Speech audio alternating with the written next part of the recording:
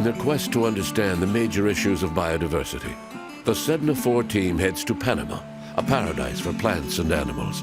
With 1,500 species of trees, more than 250 species of mammals, and nearly 1,000 species of birds.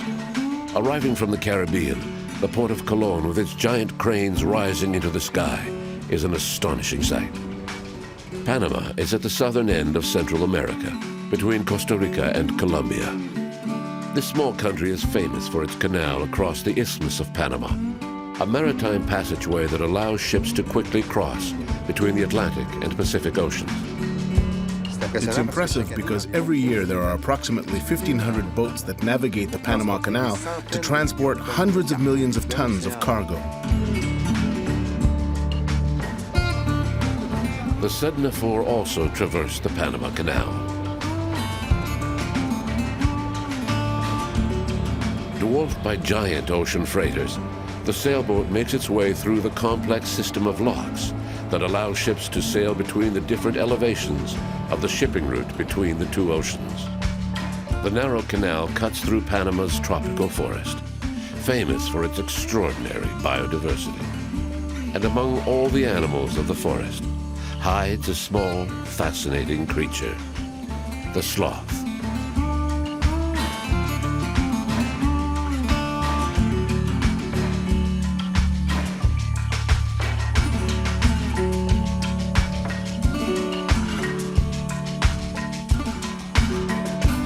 The team stops on the island of Barro Colorado, also called BCI, located right in the middle of the Panama Canal. The island is home to one of the largest tropical rainforest research centers in the world. Each year, hundreds of scientists come to the Smithsonian Tropical Research Institute to better understand rainforest ecology. One of the world's eminent sloth experts, biologist Bryson Voyer, awaits the team. So here's our boat, right down here. Oh, great.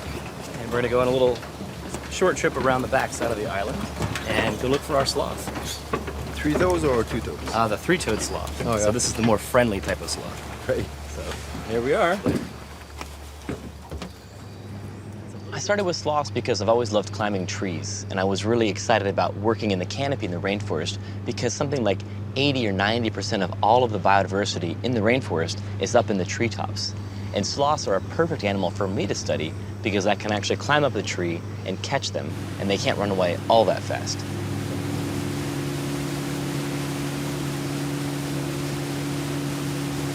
Now, I work a lot with the brown-throated three-toed sloth, which is the sloth that's common to all of Panama. And they're a very slow-moving arboreal mammal, and they spend their entire lives in the canopy.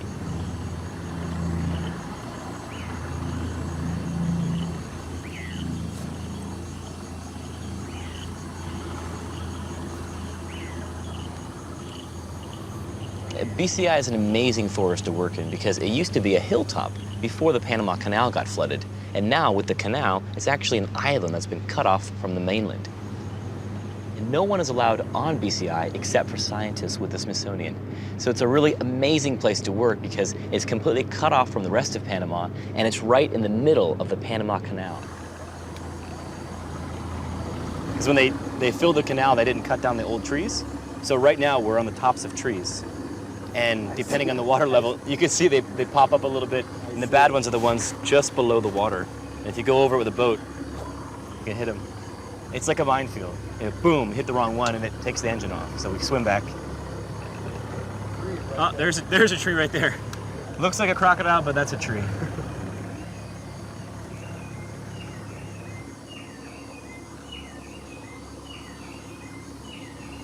Jean. I think there's a sloth actually right in the top of that tree right over there.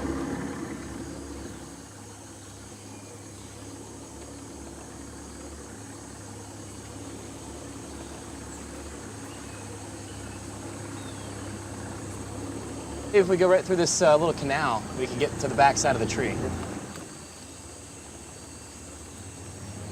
Boat actually, it's the easiest way to find sloths on BCI because you can actually see into the forest from the edge. Now, hiking around BCI, it'll take me up to 1 week to find a sloth. And that's a long time to find such an animal that's so common on BCI. But by boat, I can find several in one day. So go right through.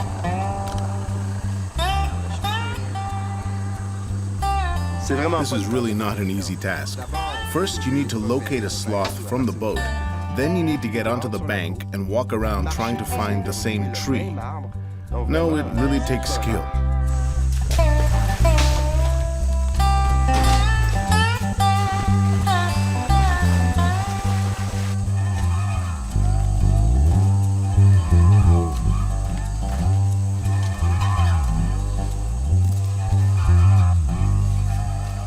I think this is our tree. Okay. Right here. And I think I can just barely make out the sloth up there. Like right at the top of the tree. Where? I don't see it. Just in the top of the tree, right in the sunlight, right up there. We have binoculars, and Bryson tells us where to look. But honestly, I never saw it. And what's this here? Huh? Oh, wow. Is it That's actually, this is sloth poop. It's this really strange thing with sloths. They only go to the bathroom on the ground. They spend their whole life in the trees except to go to the bathroom. So they climb all the way down once a week and go to the bathroom.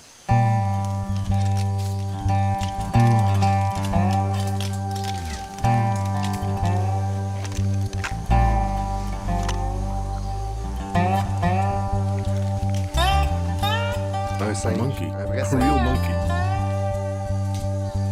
It's normally dramatically slower. The running motion he uses, I believe, is something he came up with himself. It's very unique.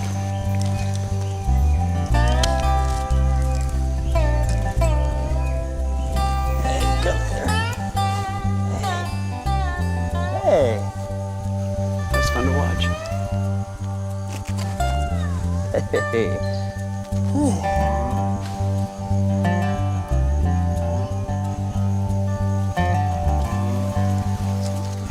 Grab the sloth real quick. Okay. I have it. Nice. Bryson has captured a female who shows no sign of aggression. Go back with you. There you go. Nice. Well, here's our sloth. Do they drink water or just by the leaf? Just by the leaves, actually. It's amazing that they never drink water. And in the dry season, I wonder how thirsty they get. Yeah. Oh, yeah. She's doing yoga. Yeah. Okay.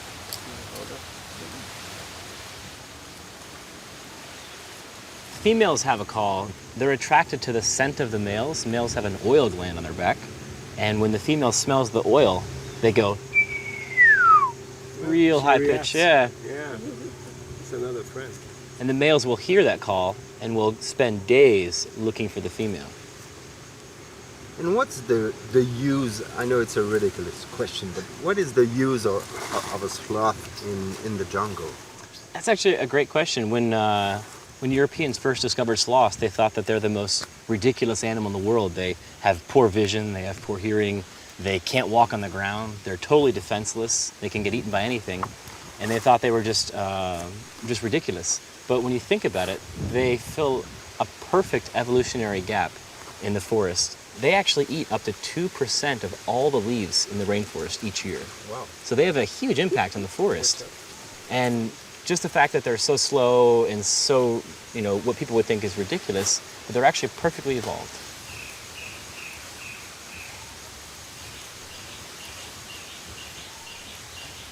The way that I study sloths on BCI is by using radio collars on them. And once they have been fitted with a radio collar, I can track their movements around the rainforest using an antenna. And that way I can find them over the course of different days. It doesn't move, huh? Yeah, she's very calm. She's a happy one. Sometimes the sloths will fight you a little bit. They can be feisty, especially the big aggressive males, but she's happy. So before we let her go, we'll get a weight of her. Equipped with a new radio collar, this female is now ready to return to her environment. Unwittingly, she will be contributing to science, helping Bryson to better understand how sloths move in the forest.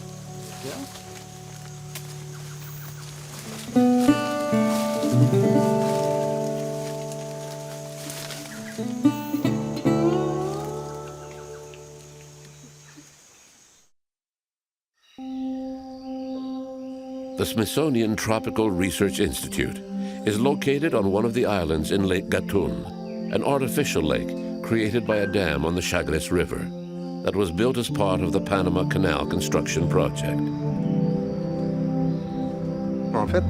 We're actually sailing over a submerged forest. There are trees, railroads, even old villages under the ship's hull. It was all flooded when the dam was built.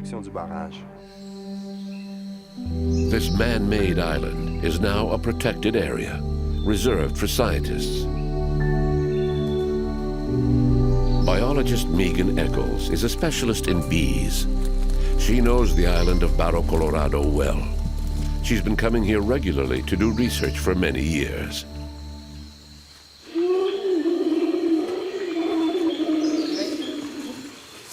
What's that strange noise? Oh, that's the mantled howler monkey. The males have these specialized vocal sacs so they can make that huge growling sound that you hear. And the purpose of it is to announce to other groups of howler monkeys in the area where that particular group is located. One of the biggest threats to howler monkey personal security is conflicts with other groups. So to avoid conflict, the males in each group will howl at sunrise, sunset, before rain starts, and when they move into a new feeding patch. And it announces to the other groups, hey, we're here. So you can tell there's several groups vocalizing right now. It's because when one group announces its location, the others feel obligated to do the same so they can stay away from each other.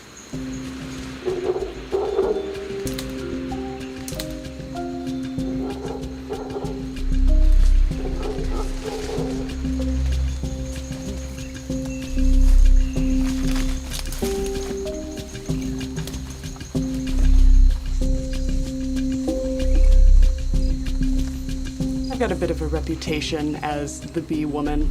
So I collect colonies that fall in the forest or are located in inconvenient places, and it gives me a good diversity of species to work with. So I can look at community interactions, inter-colony behavior, that sort of thing.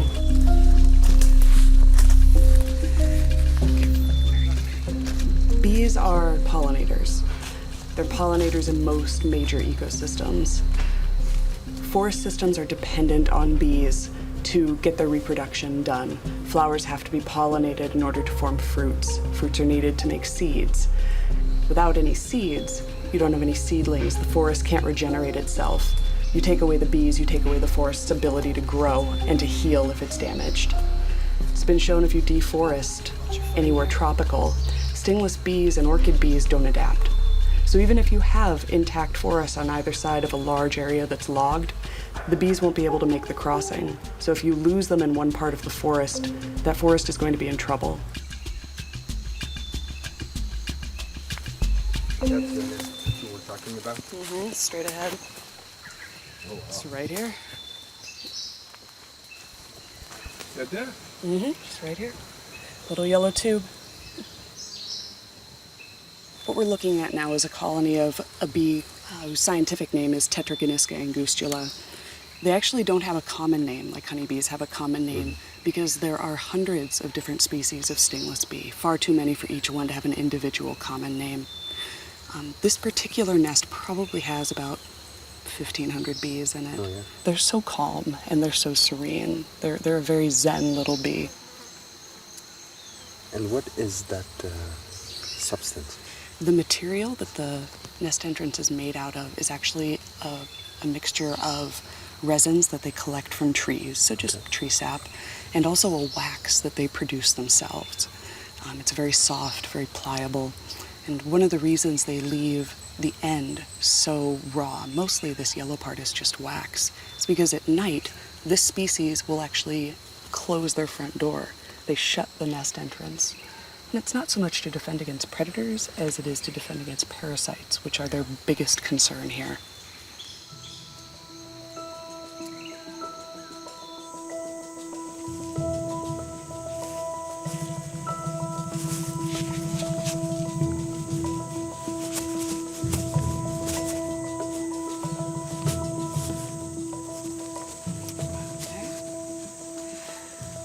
So there are a lot of species of bee that nest in the canopy, which is a little inconvenient. They're difficult to see. It's one of the nice things about tree falls is they bring canopy nesting bees down to our level, so they're much easier to observe. Now, be a little bit careful when we approach the nest. These bees bite, but they don't sting, so there's no venom involved. It's just like a little pinch. But a little bite? Just a little bite. But yeah. they're gonna bite, eh? They are gonna bite, yeah. Great. I love jungle.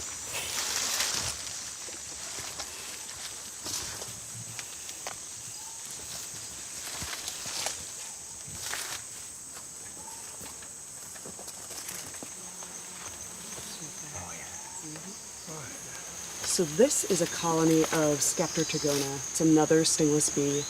Very social. They can live in absolutely massive colonies of thousands or tens of thousands of individuals. They are a bit aggressive, much more aggressive than the last bees we saw, but they only really respond to something that vibrates or shakes their nest. It's a direct threat to their babies and their queen. How big it is? This colony, it's probably several square feet, so very, very large space. They can get up to sometimes half a tree trunk if they're left alone and they're thriving. So those are the colonies that get into the hundreds of thousands of bees. The bees that are leaving are most likely foragers.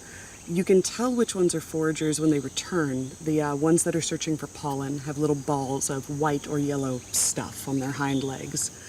Bees that are coming back with nectar, however, they're not identifiable when they're flying. They carry the nectar in their stomach. The pollen is for the larvae, the babies. They need protein to grow.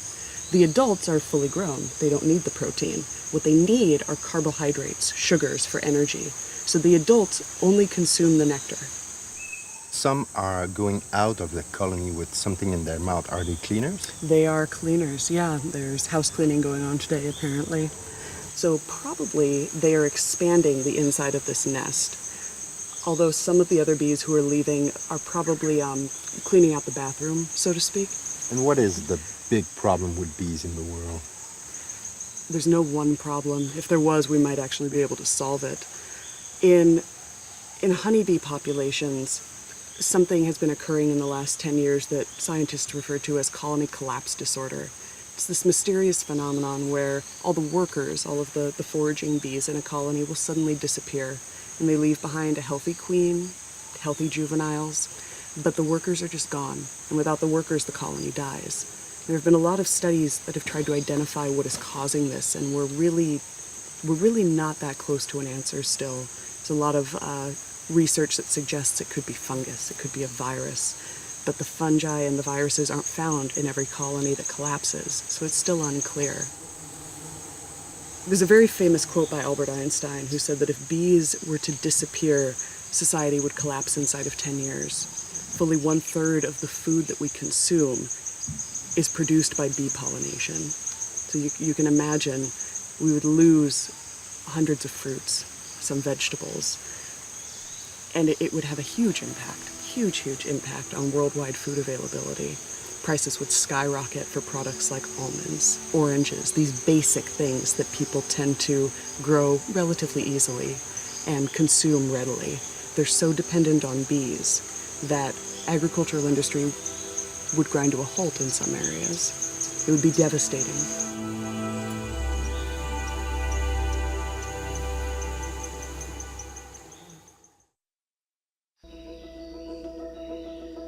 The team returns to the canal to locate the female sloth. The signal from its radio collar will guide the search and make it easier to recapture her. On BCI, I worked on the behavior of three-toed sloths, looking at which plants they ate and how much they moved over the course of 2 years. So here's where we caught her. Yeah. 4. And you can hear she's somewhere nearby. So that's the ping of her radio collar. But it's not all that strong of a signal. So what we can do is kind of do a 360 spin. Ooh, it's a lot louder. On the island? You can hear the difference in the signal intensity. So It sounds like our sloth actually might have left the one island and swam to one of these little islands right here, which is pretty cool. Are they good swimmers? They're actually really good swimmers, believe it or not. They swim much better than they walk. So a lot of times people see sloths swimming across the Panama Canal. So pretty exciting that our sloth actually sounds like she swam.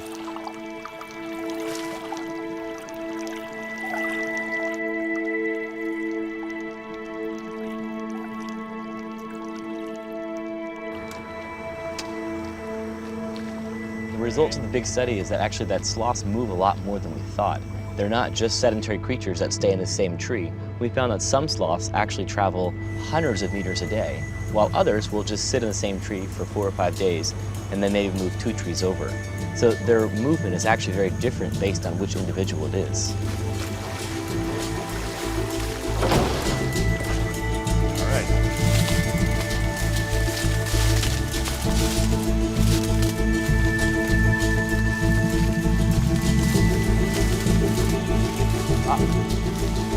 So she's right up there. I think I might see her actually.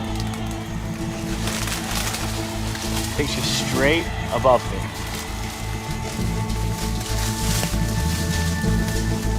Right above there. Wow. Where's the face? Her face, she's actually kind of sitting like this, upright. Like that. So this time, Bryson climbs up the tree. He has no harness, no rope. I tell you, he's a real monkey. It's amazing.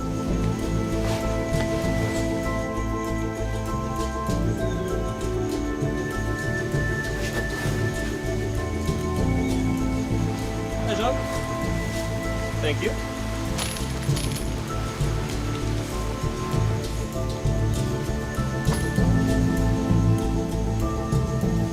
Okay, I got her. Bryson uses a long pole to capture the sloth, which tries to escape.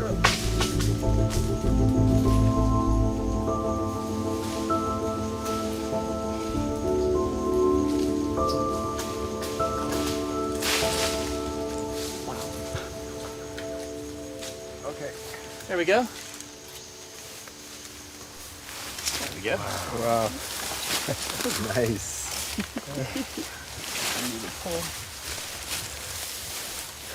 Right like that. All right. Wow, it's a girl? Yep, so this is our girl. Yeah. Wow. Attack. I was going to say. Oh yeah, they will. They'll They pinch will you. attack, huh? It's such a small creature, but still equipped with pretty sharp claws. I still have some souvenirs from my contact with sloths. Well, they spend their whole life, in the trees, Yeah. so it actually takes energy to open their claws. They can keep them closed with no energy, so they don't yeah. expend any energy hanging. Do they bite? No, they don't really bite, but they'll definitely try to claw you. Especially mothers with their young, they'll be real defensive of the babies. But she's pretty calm. She's pretty chill. She's lovely. She's so sweet. It's a really great animal to work with because you can hold them without sedating them. And so for me, it's so special to be able to get to actually hold the animal that I work with a lot. Yeah. So I get to develop a relationship with them.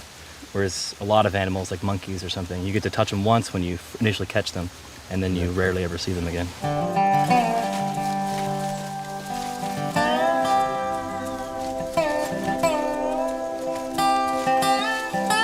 3.1 kilograms? Mm-hmm. Nice. So she has gained weight since we last saw her. Oh, great. So she's been eating. Here you come. The female can now regain her freedom.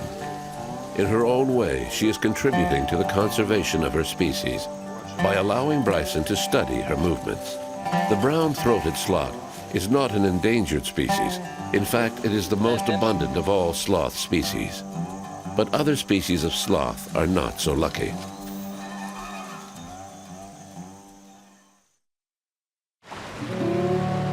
The team heads to the small island of Escudo de Veraguas, where Bryson is studying the pygmy sloth.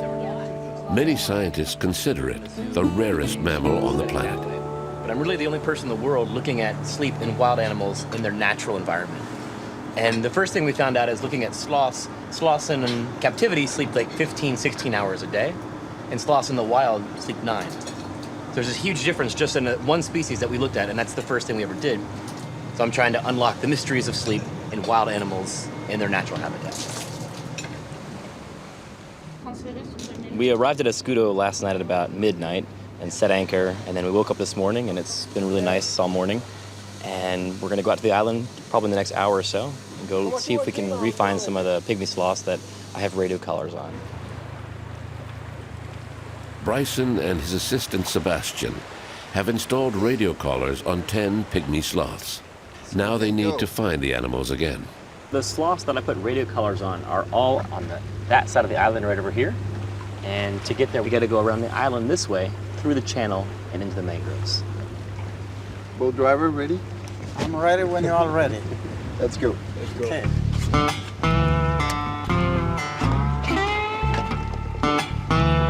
We don't actually know how many pygmy sloths there are, but estimates vary from as small as 63 to maybe a few hundred. And these pygmy sloths have been cut off from the mainland for almost 9,000 years. And in that time, they developed a very small body size, so they're about 40% smaller than the mainland sloths.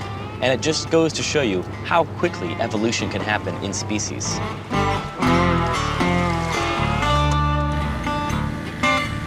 Many scientists believe that the pygmy sloths on Escudo de Veraguas Island live only in the mangrove forests, the highly productive marine ecosystem that flourishes in the intertidal zone. Mangrove forests grow between high tides and low tides on the coast, and that is where Bryson has installed tracking collars.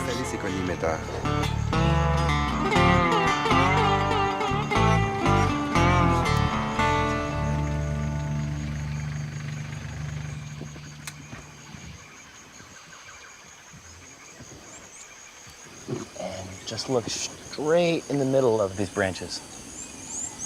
Straight in there, there's like a dark clump. It's on the back side of the branch.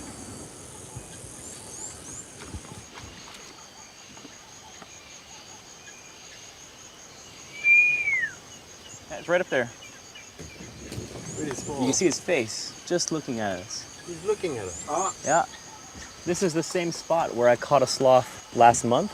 So this could be her, but I can't see a radio collar, so I'm not sure. But it's not so tiny. No, they're actually, I mean, they can be kind of big, but they are definitely smaller than the mainland sloths. And their skulls are actually much smaller and have different forms on the top of the skull.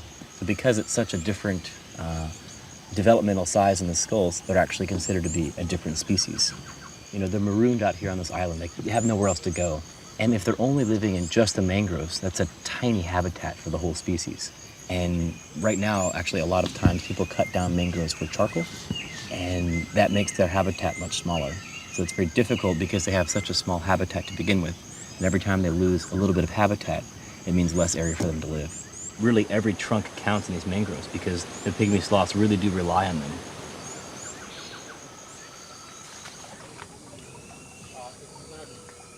For me, it's so exciting to be able to work with a brand new species because most people never get to do that in their lifetime. And this sloth was just discovered 10 years ago. We're just trying to find out the basic science of the species. I mean, we don't even know how long they live. We really don't know anything about them. And so working out here right now, the main goal is just to understand a little bit more about their natural history and their life. Right now, I'm gonna try to climb up a little bit and bring him or her down and just do a visual inspection to see how big it is, and also if it has a radio collar. And if not, we'll just let it go. There we go. And if you grab him, just like a baby doll from the back. Yeah. Okay. Like a baby. There you go. Okay. Okay. Yeah, you have to baby. Remember. So that's a male, right? This is a male sloth because it has this patch right here, and it actually has an oil on it that smells kind of sweet. And that's an attractant for female sloths. So they can smell that oil from a long ways away, and they know it's a male sloth.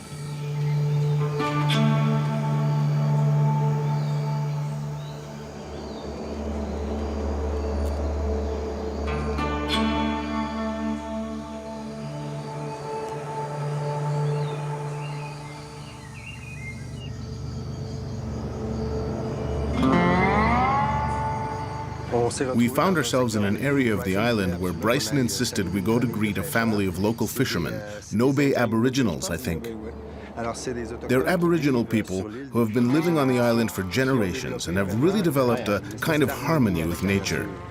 They live mainly from fishing. They manage to sell a little, some fish, a few lobsters. But it's marvelous. When we arrived, it was the children who came to greet us. That's often the case.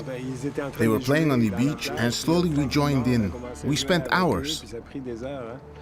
Often, contact between scientists and local communities is difficult enough, but there I found it really interesting because often it's the children who actually introduce us to the adults. And then every time you can create a contact between scientists and local communities, I think it's really important. It was really a beautiful moment. Yes, a lovely moment.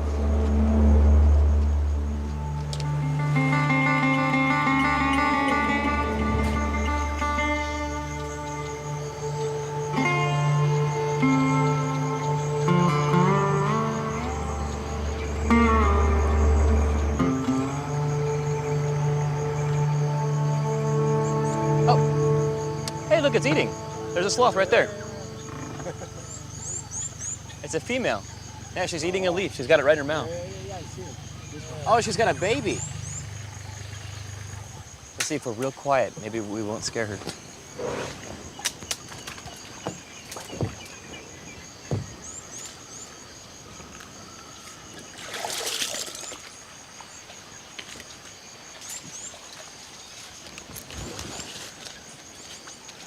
Ooh, she got my shirt. Hey, come here. Oh.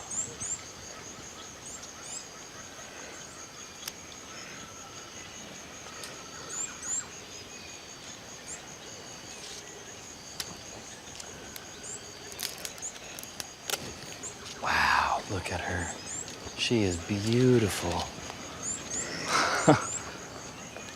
Oh my gosh, what a beautiful animal. And look, she doesn't have a radio collar, so this is a new sloth with a baby. That's a good thing to, see a baby. If there's less than 100, that's good news. Yeah, so that's one more for the population at least. Yeah. And a baby this size is probably about 9 months old, I'd say. So that's a pretty big baby. Oh, yeah. He's just holding on to her. All right, let's let her go eat some more. She looks hungry. Come back over here, mommy. Come on. Right here. Let's see. She was right on this one. Let's see. All right.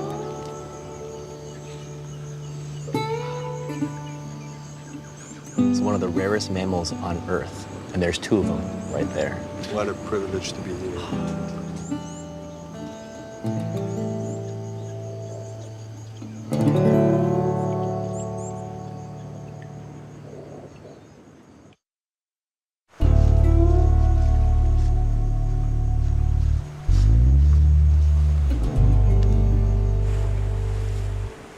Part of my research in working with pygmy sloths is to understand more about their life requirements, how long they live, and what parts of the island they really are using. So what I did is went out and caught 10 pygmy sloths, put the radio collars on them, and let them go back in their trees. And then we went out there to re-catch them and re-find them to see where they've gone in the past few months. And what I really wanted to find is that they weren't just using the mangrove patches, that they were actually using the rest of the island, because there's only about 10 hectares of mangroves on the island, but the whole island is 3.5 square kilometers. So that's a very small patch of mangroves.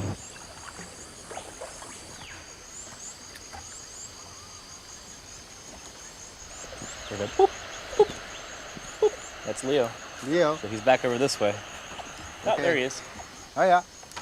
Right there. Yeah, look at him, just kind of, he's laying right on his back. They expose their bellies like that and kind of warm themselves up.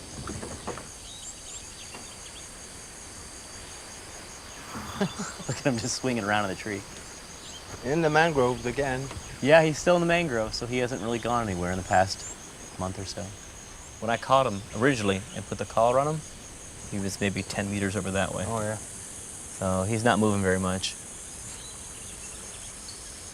What's there? Another sloth. Yeah. Wow. And like 5 meters away. Looks like a male, eh?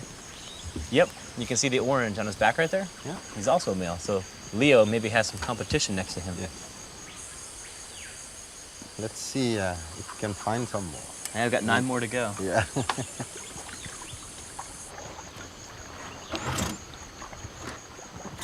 the team traveled the territory, focusing its research near mangrove forests. In the days that followed, Bryson was able to find 9 of the 10 pygmy sloths equipped with radio collars. But despite searching for days, one was still missing, which worried Bryson. When you have a total population estimated at about 60 individuals, of course, each animal counts. We really covered the area. We looked everywhere, but to no avail. I can't tell which way the sound's coming from.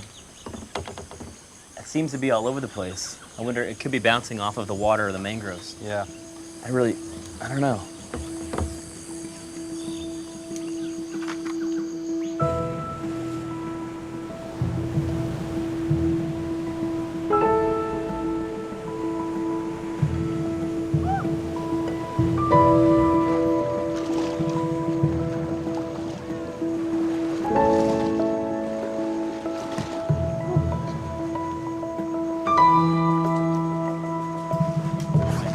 There's one signal that we just can't find. I don't know, maybe with your guys' help we can go find it. Yeah.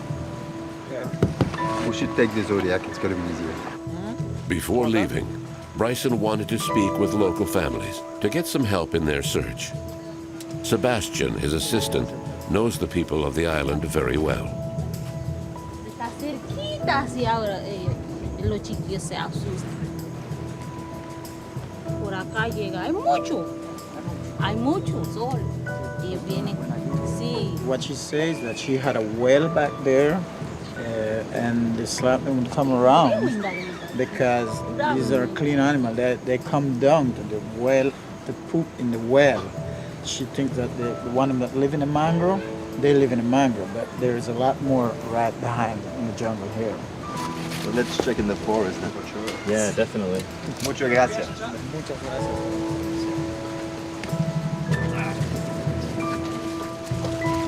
What an amazing revelation. According to these families, pygmy sloths can also be found in the interior of the island in the rainforest, so their distribution is not limited only to mangroves. Of course, this information is crucial for our search for the missing sloth, but it could also become essential for science itself.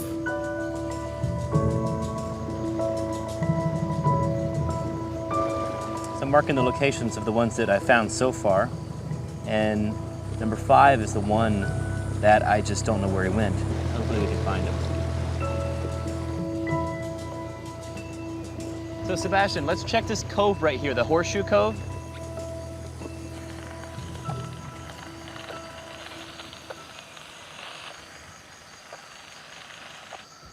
It sounds like he might be right over here.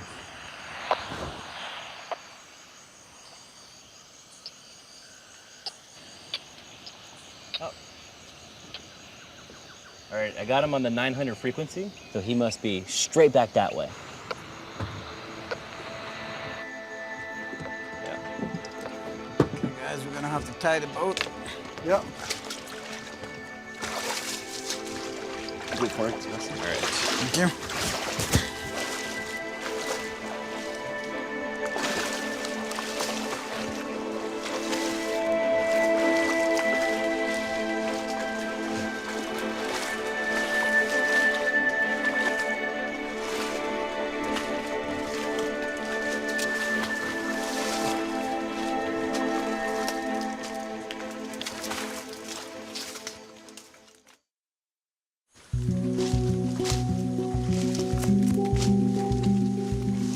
The signal that we were following with the radio collar led us into the heart of the island, deep into the rainforest. It was quite something. Oh yes, it was terrible. We sank deep into the mud.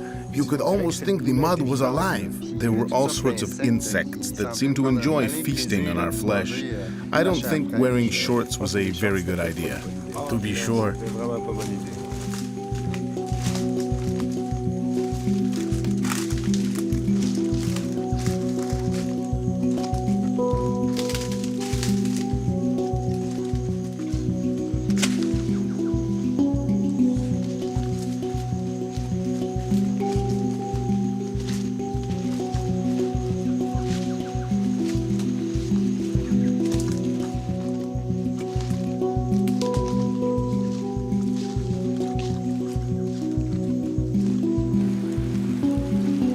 sounds like it's just over this way, I think.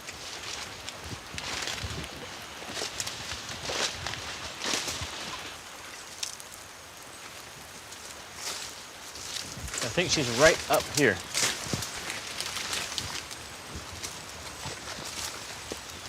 Yeah, you could just see her fur right up there. Oh yeah. I'd like to get a closer look at her and just see how she looks and do a physical examination. It's been 6 weeks since I last saw her.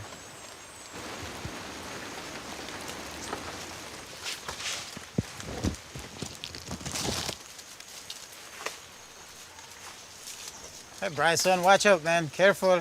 Mind it break, man.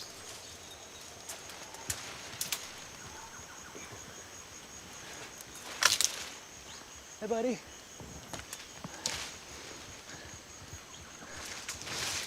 Okay. Ready? Coming to you. Sweet. Great. Whew. Victoria. Hey. Whoa, you're looking big. Oh, man. She looks great. Look at her. She looks very healthy. So she makes quite a distance from the mangrove forest to here. Yeah, she moved quite a distance, actually, over 800 feet in the past couple weeks, which for a sloth, that's a big distance. When I first caught her, she was in the top of a very large mangrove tree, and now she's spending her time in this beautiful tropical forest on the interior of the island. So it's hard to say which she likes better. Yeah. But here, she definitely has a wider variety of plants to eat. Yeah. Kind of like going to an all-you-can-eat buffet with lots of different things to choose from.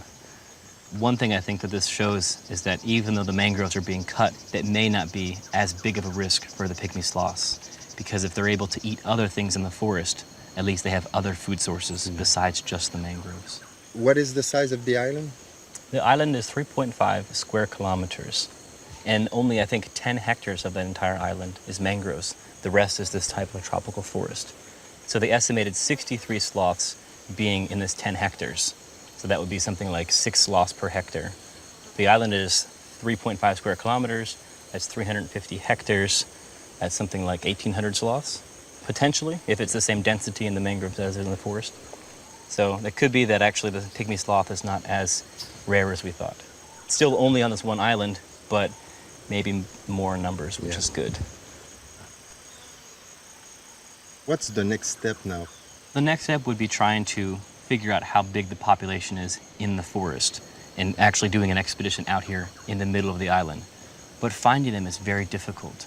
Even if you spend weeks out here, I think you might not have an accurate idea of just how many sloths there are. Ready to go? All right, Victoria. Back to home, sweet home. She's going her own way. She know where she going. She knows exactly where she's going. Yeah.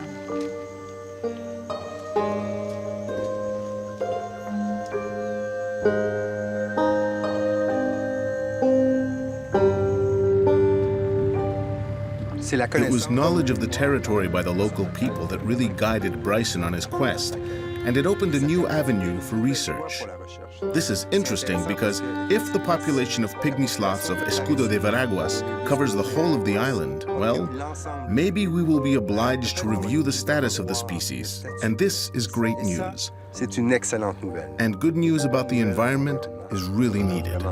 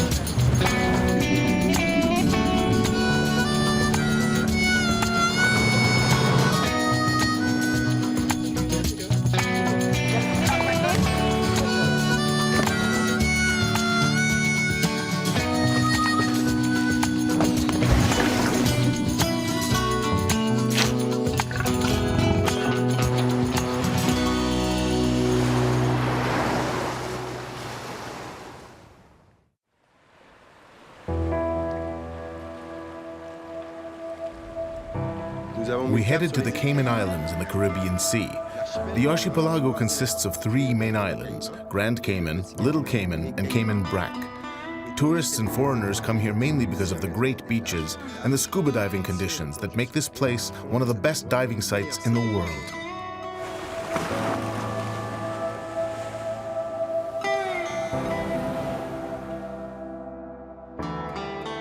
Located south of Cuba and northwest of Jamaica, the Cayman Islands have an impressive marine biodiversity.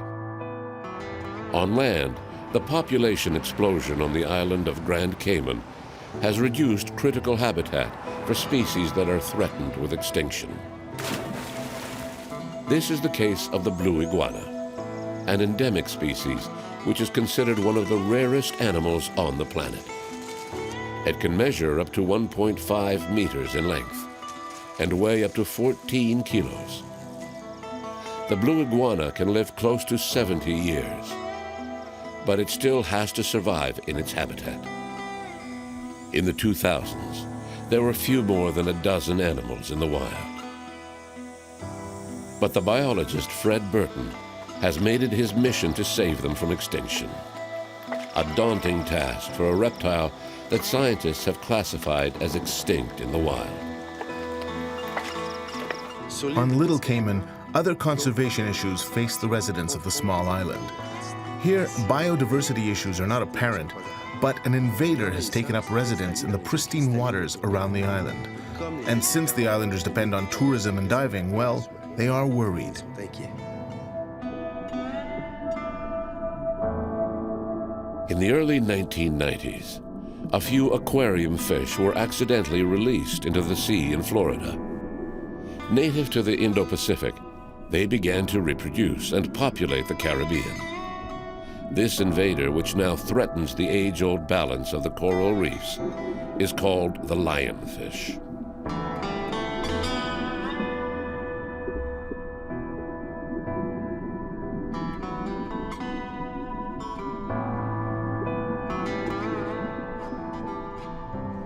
In less than 20 years, this species has really caused incredible havoc.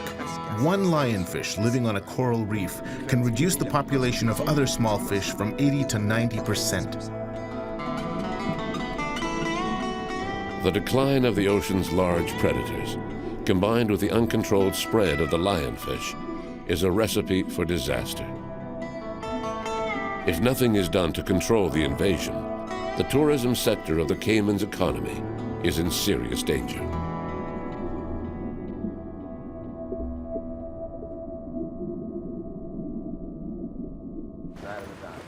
The professional divers of Little Cayman have watched as the lionfish spread throughout the island's waters. Now these dive guides organize a weekly lionfish hunt to try to control the dramatic expansion of the species. The first lionfish was discovered in Little Cayman in about 2008, here on the south side of the island. And it was just one lonesome fish, and it was quickly discovered, and we went out there and grabbed it. And then we didn't see any fish for quite some time, possibly about 6 months. And then we started to see not just one, we started to see more than one popping up on different reefs. And that number just quickly escalated into tens and then into many, many, many fish.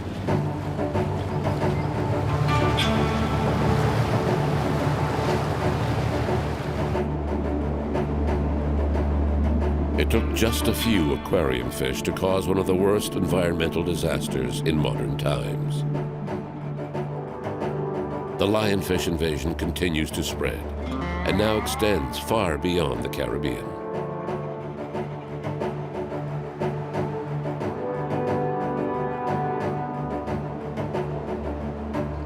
Genetically, in fact, scientists speculate that these fish could have come from common ancestors, the few creatures released off the coast of Florida. That's all it takes to upset the millennial balance of an ecosystem.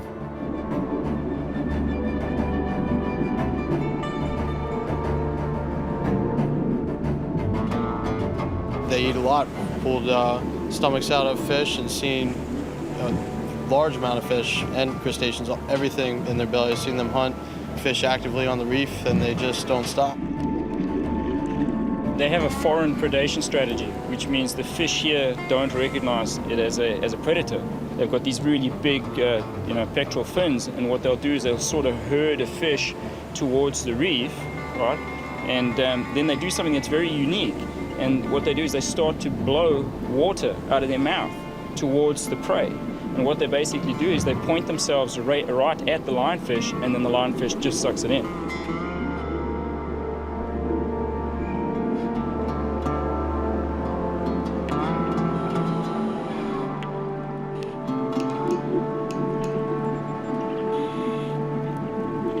This whole island relies on dive tourism, and we are the ambassadors to this environment, so it has sort of fallen down onto our hands to look after the environment.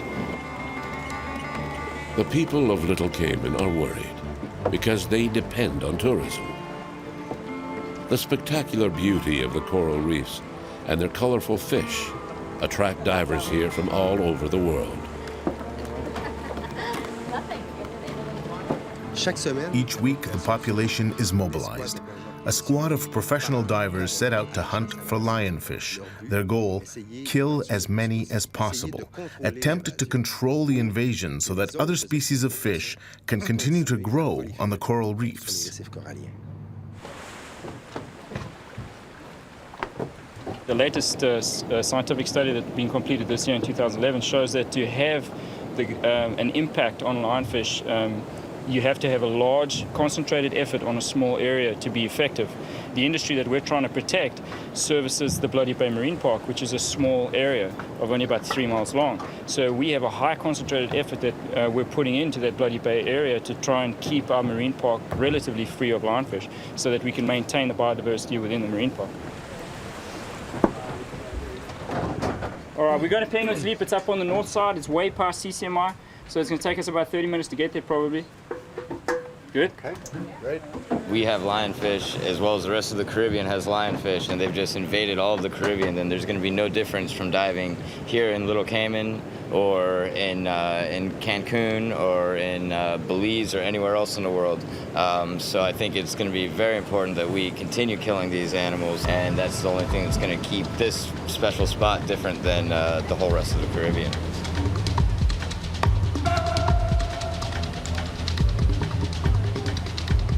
Marine Park, we've done a really good job of eliminating a lot of lionfish to the point where we don't see them on a daily basis anymore, which is very good. But there's still lots of other parts of the island we don't get to. It's one we're going to get to right now, where there are still lots of lionfish that need to be removed. So hopefully we'll have a big turnout tonight.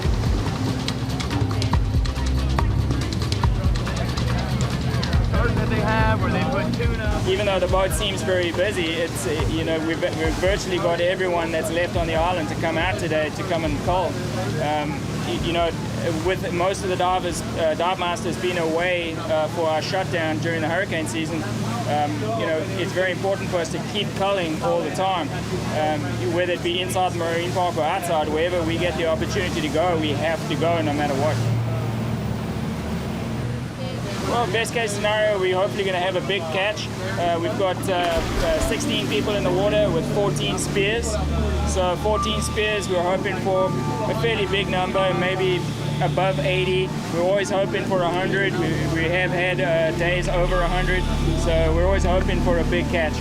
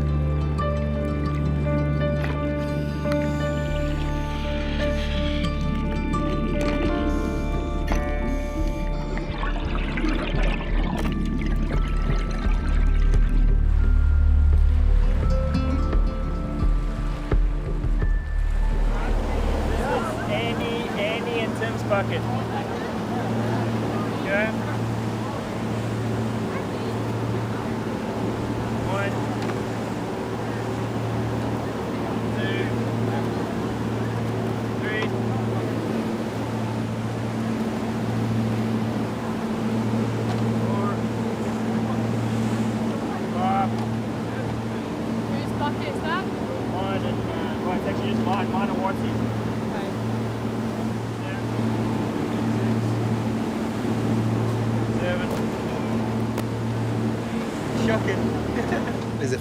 The efforts of the divers were successful, but despite their success, it is work that has to be repeated constantly because the reproductive rate of the species is very impressive, and if the effort is relaxed, the invaders will continue to eat all the other small fish, and there will be a complete degradation of the coral reef.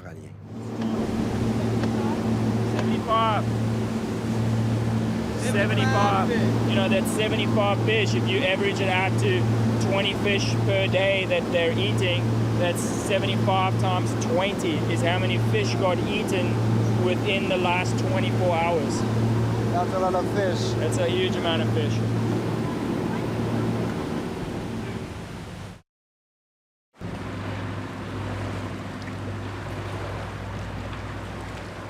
The work of biologist Fred Burton on Grand Cayman is truly inspiring. With a small team, he tries to reintroduce a natural species, the blue iguana, which many biologists already consider extinct in the wild. So what do we have here? So these are the original things. I always knew I wanted to get involved in conservation in some way, shape or form. Even as a small child, I was crazy about that kind of stuff. In Europe, it's very unusual to find an ecosystem which has not been influenced at all by humans. And here it was everywhere, and it was a very exciting thing for me to be seeing these things. And that was the time that I started getting involved with these crazy giant blue lizards. The first time I met one, I had no idea that these things existed. In 2002, we did a very detailed survey, and it was the most depressing survey I have ever been involved in, because all of the places we used to see iguanas, there were none. Optimistically, there cannot have been more than 12 left in the wild, and they weren't finding each other to breed.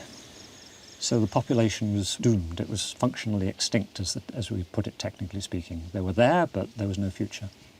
And this was shocking to us because we thought we had time, and no, we didn't have any time at all. Fred Burton's task was enormous. In fact, there were only a few creatures left in the wild, and many biologists thought that Fred was something of a dreamer, that the task was too daunting for a single person.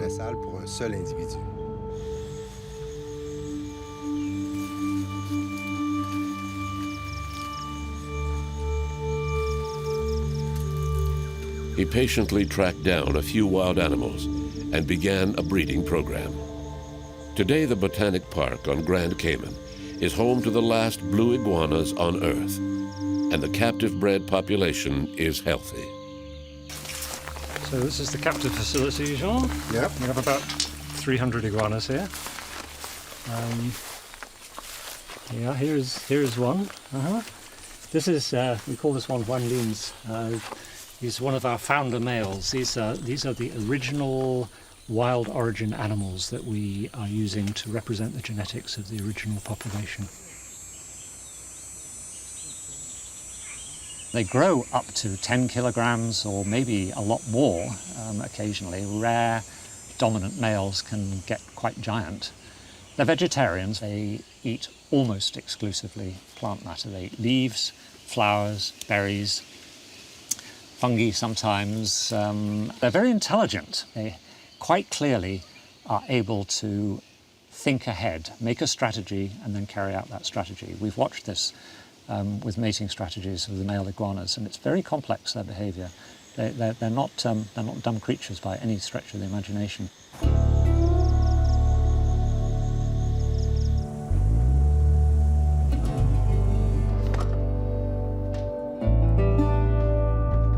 It all started here, in a small incubator in Fred's house. If we'd left these things in the ground, it would be 50-50 whether they would hatch successfully or not, because the ground could get dry, it could rain really heavily, the pens could flood. So it's much, much safer to take the eggs out, put them in the incubator here, and here we have better than a 90% hatch rate. It's a very secure kind of way of making sure we get as many baby blue iguanas as we can from those nests. When they hatch, they're tiny, they're about this long, but they grow very, very fast. And by the time they're 2 years old, they're naturally predator-proof, effectively. They get too big for the native snakes. Jean, these are the cages where we have the 2-year-old iguanas, the ones that we're getting ready to release into the wild. Scanner.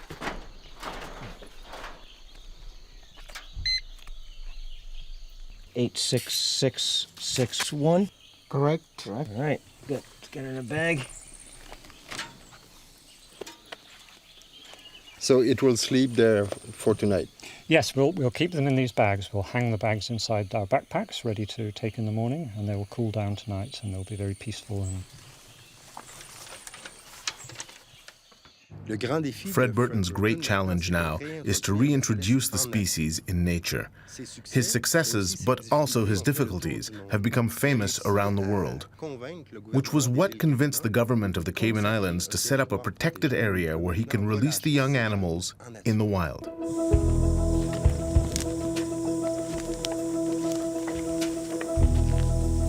But getting to the protected area is no easy task. We have to walk for hours in sweltering heat, on paths with razor-sharp rocks, not to mention the poisonous plants, cactus spines, and snakes.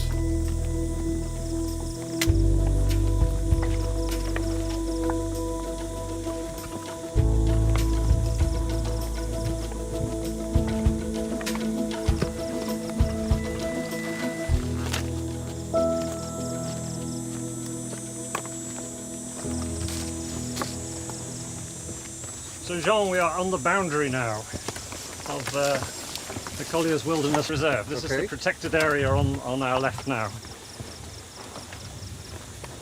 How big it is?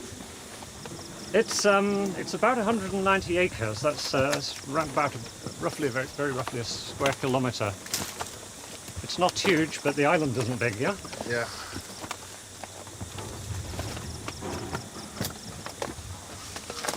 Rough trail, but beautiful.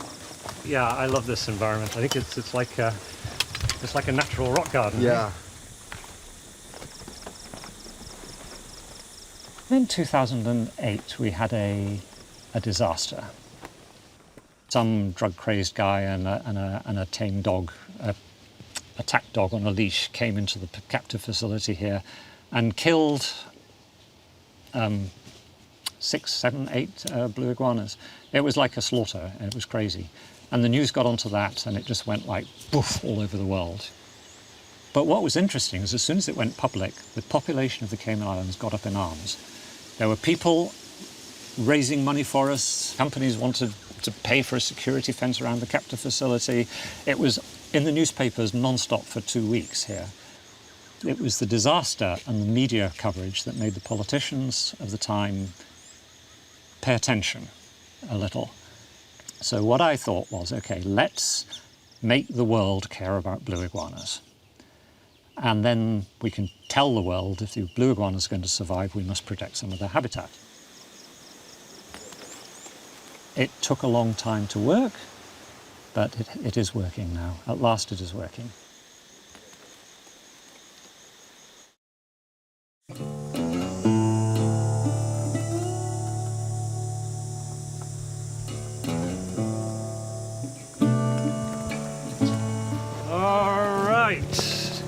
Jean, this is our little home from home in the woods here. Home sweet home. This is where our volunteers sleep when we have them camping out here. This is Laco. He's here to meet us. I didn't know if we'd see him today. That's cool a big one. Yeah. This is the dominant male in this area. He's the biggest land animal around, so he's not afraid of us, he's not afraid of anybody. He was born, I think, in 1998, and we released him in 2001 in the Botanic Park. And he lived there very happily for a number of years, and then he got very big. And some of the people who visited got a little bit afraid of him, and it got to a point where well, maybe he would be better out in the wilderness. So we brought him out here and released him with some females. His objective is to have exclusive control of as many different female territories as he can. I hatched this guy from an egg in an incubator. We reared him for 3 years, I think, in the cages in the captive facility. We released him in the Botanic Park, and then he became the guy who just hung around in our captive facility there. So we got to know him very well, and then we had to move him out here. So this is an old friend of mine. Yeah, he knows me. We have now 20 different unrelated wild iguanas, and that's good. That's enough to give us the genetic diversity that's necessary.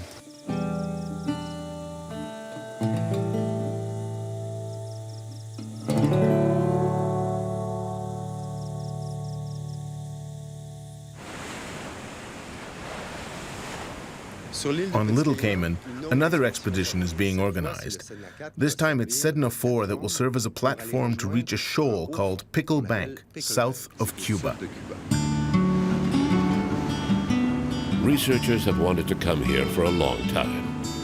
It's hard to get to, so local fishermen probably don't use it much.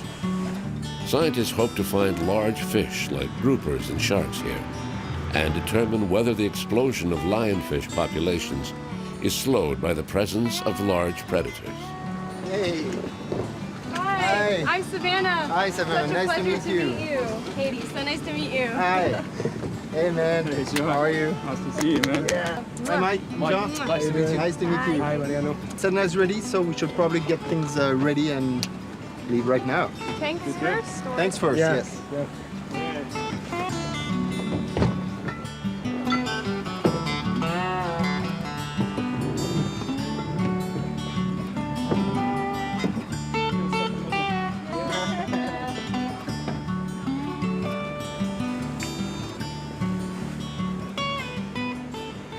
Okay, here we are, Little Cayman, and here the famous Pickle Bank, where we'll be heading in pretty soon, actually.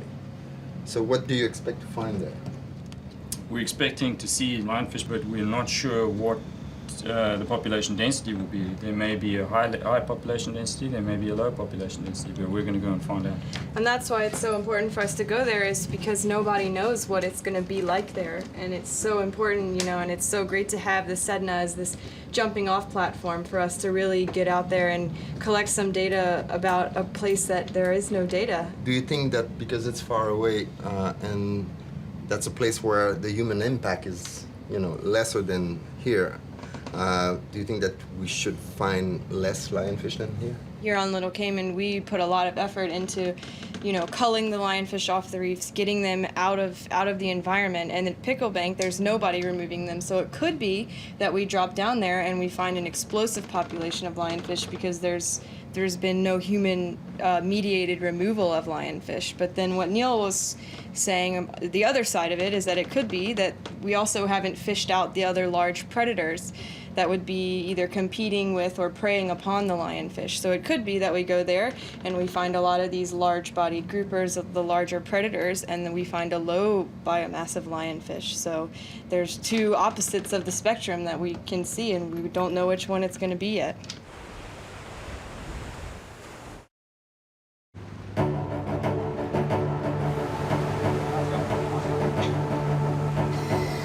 It takes us 2 days to get to Pickle Bank.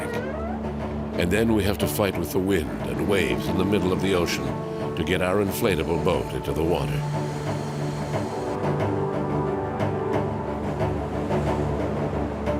We're going to do a dive today. It's an underground seamount, which doesn't reach all the way to the surface. So it's an area that usually people do not go to. And hopefully we're going to be able to correlate that to the reefs back in Little Cayman and see how that differs.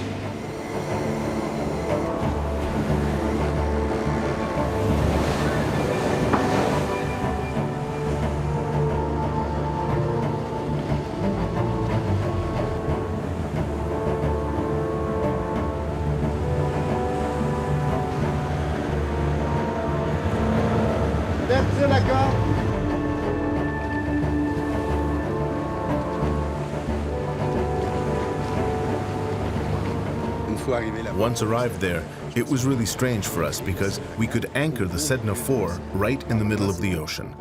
Normally it would be too deep, but as we were on a shoal, a kind of underwater mountain, we were able to anchor. On the other hand, these conditions create currents, so we will have to be very careful during the dives because for the divers, it could get tricky.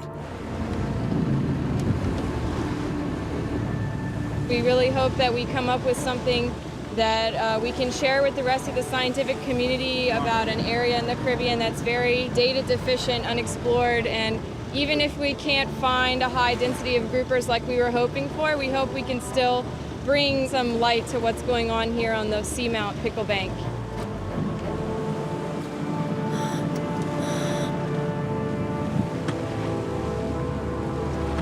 $250 feet, stand by.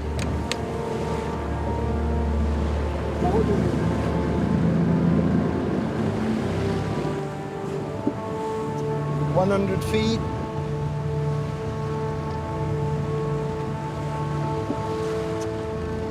50 feet. We're on site now. Sedna 4, Musculus, 906, 906, divers in water.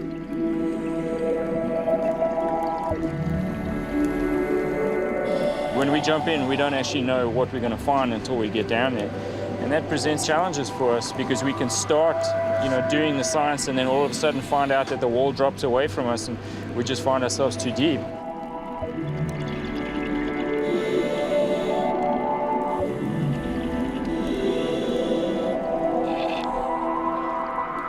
Our transects are 100 meters long by 3 meters wide. What we're recording are the species and sizes of large-bodied predatory groupers as well as the invasive lionfish. Seeing large fish like groupers is already a good sign.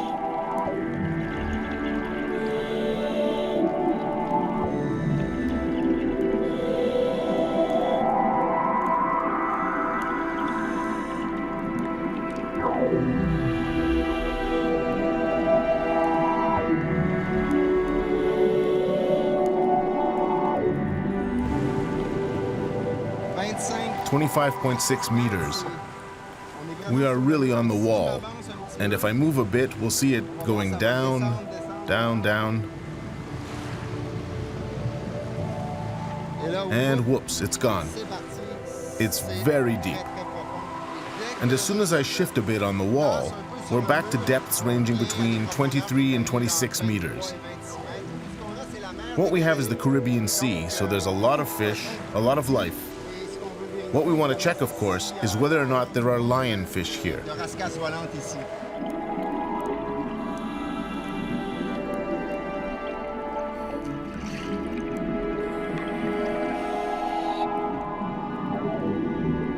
The invader has managed to establish itself here.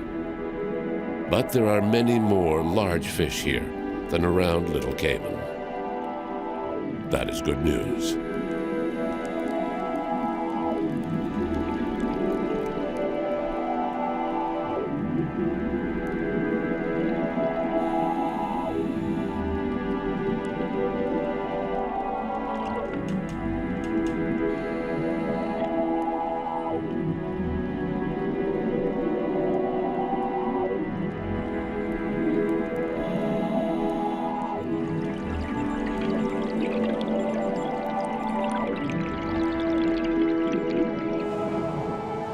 Mike has a yellow buoy, and that's what really helps me to follow them in the wave, because with just bubbles, it would be extremely difficult not to lose track of them.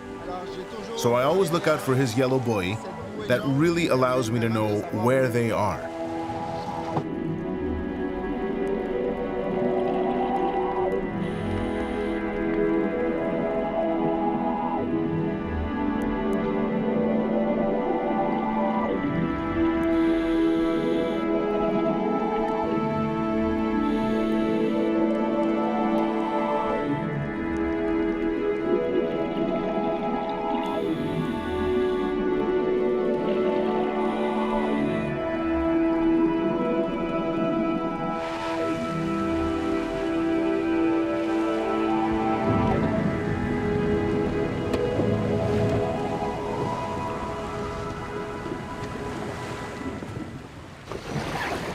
was awesome.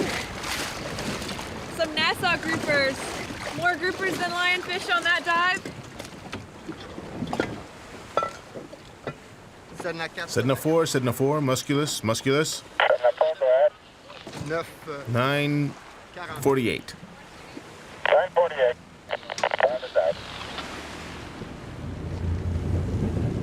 It was really fantastic that we were able to find this reef system that had a lot of groupers and not so many lionfish. We didn't really know what to expect going in here, and although all the data hasn't been completely analyzed and we don't want to draw any conclusions too soon, it is very encouraging to see a large biomass of groupers with a small biomass of lionfish and a lot of the intact, healthy small fish. I just keep thinking how few people have been fortunate enough to be here and do this type of thing, you know? It'd be impossible to do this without the Sedna. It would be impossible. You have to have a staging platform like the Sedna. You have to.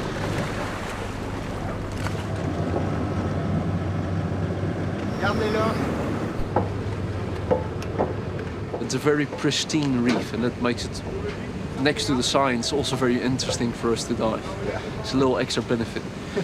We saw less lionfish on this dive than what we expected. And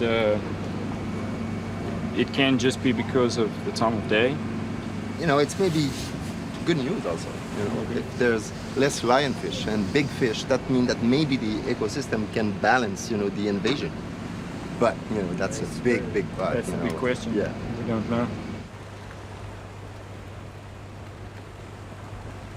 I've done most of my diving in Little Cayman, which is generally considered to be a quite healthy reef, but there were way more fish at Pickle Bank, and there was pretty good coral cover. We did see some coral disease, some coral bleaching, but not too much. I was struck by the amount of algal cover that was there as well as the coral cover, and it could be just, you know, it's the summertime and so the algae is in its peak growth season. I wouldn't say that it was algae dominated reef. I thought that there was overall a very good balance at Pickle Bank for sure. For several days, we continued to dive at Pickle Bank. It's probably too early to draw conclusions, but the research has generated a lot of hope because we learned that those places that have not yet been fished still contain many large fish, large predators such as groupers or sharks. The lionfish is already established, but we wonder if the natural health of the ecosystem might not succeed in controlling the invasion of this alien species. It's still too early to draw that conclusion, but this expedition does produce a certain amount of hope.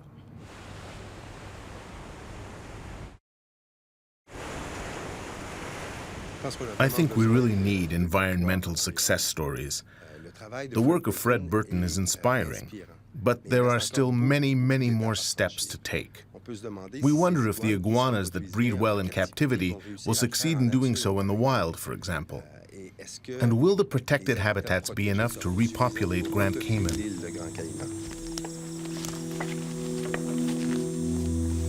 All of the forces which drove them to the point of extinction are still operating.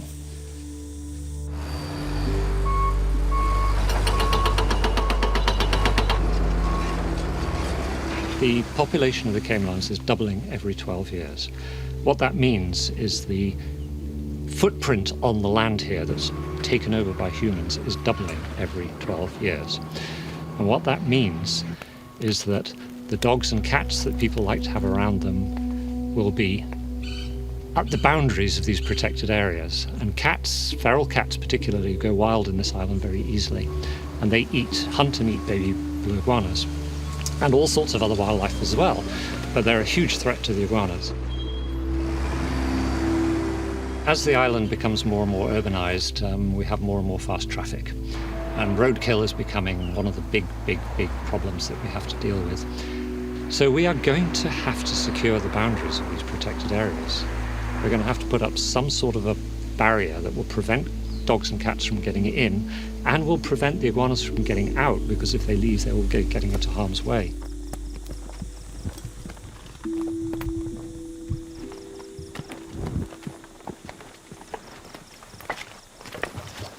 John, we will get rid of our packs here and, Yep. and we'll just take the iguana in. Matt, I think this one's in yours, yeah? Yeah.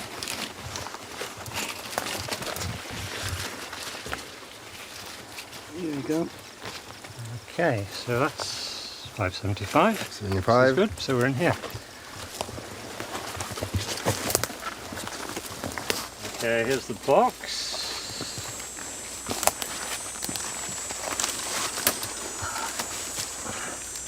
So now this little iguana, Jean, is a very confused animal, and he's wriggling around in here, but once we get him out, we need to give him a minute to get used to his environment. Eh? So here he is.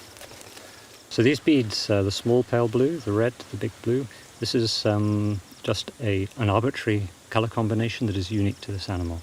So anytime I see these beads, I know that this is this animal. And, oh yes.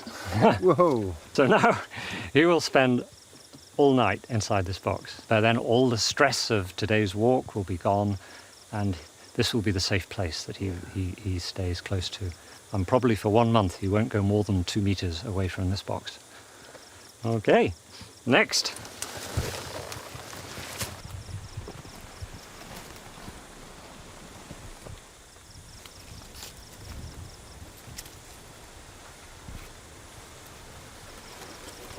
And the population has gone from about 12 now to about 650, 700, somewhere around there. It's very important, I think, for people working in conservation to spend at least part of their time working on things that can succeed. It's important for personal motivation, but it's also important for the way that conservation is presented to the world. People get very tired of hearing bad news stories all the time.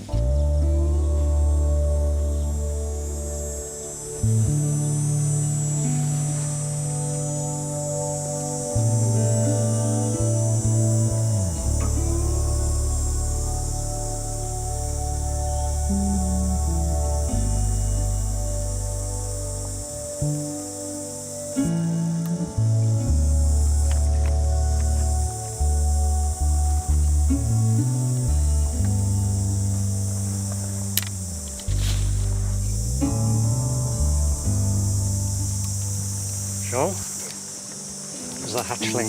Yeah, that's great. That's the first wild-born young iguana we have ever seen in this area. That would be like Zarco's baby for sure, yeah? So it is working. It's working. It's great. Working.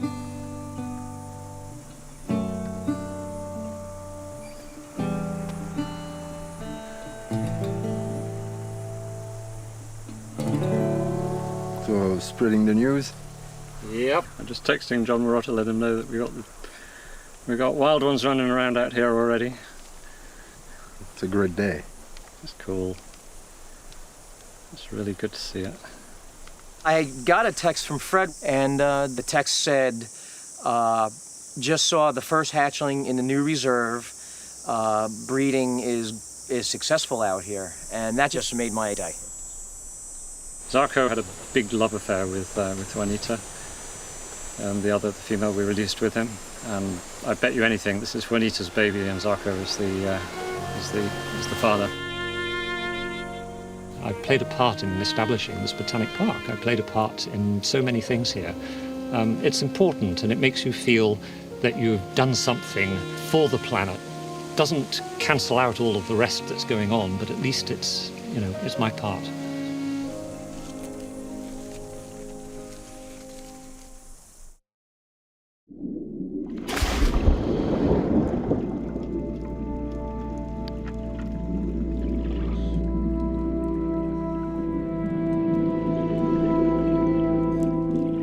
Eliminating the lionfish from the Caribbean is a huge challenge.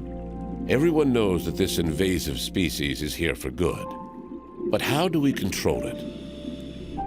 We need a natural solution, because we can't catch all the lionfish in the oceans.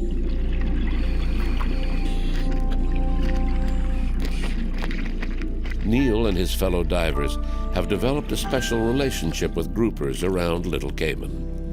they are training them to eat lionfish. This solution probably won't work on a large scale. And who knows if the groupers will develop a taste for lionfish. But the initiative is an excellent demonstration of citizen mobilization to stop the spread of the invader.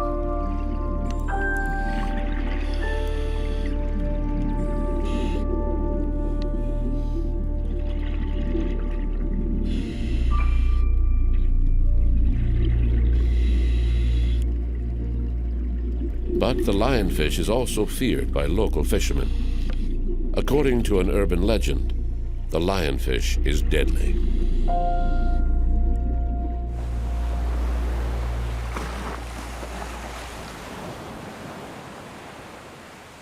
There's a lot of myths surrounding this fish, that this fish is poisonous. It is not poisonous. It is in fact venomous. These dorsal fins are the venomous ones, and it's not actually the spike itself that is venomous. That there is just the delivery mechanism. What is venomous is actually inside the soft tissue here, and as the spine enters the body, it pushes the soft tissue back, which compresses the soft tissue, and that releases the protein-based venom, which travels up through tiny little grooves alongside the spine. And that is how, once the spine enters your body, that the venom can then enter your body as well. So something that I think is important to point out is that this is the liver of the fish. And what's interesting to note that this liver is very large. It's because these fish, which are wild fish, are suffering from a disease called fatty liver disease, which is not a fish, it's not a disease that wild fish suffer from. This is a disease that aquarium fish suffer from. So why are these wild fish suffering from fatty liver disease? And it's because they're eating too much. They eat pretty much anything they want. They're indiscriminate predators. And because of that, they're growing too fast, and they now have fatty liver disease. Another way of stopping the spread of the lionfish may be to eat it.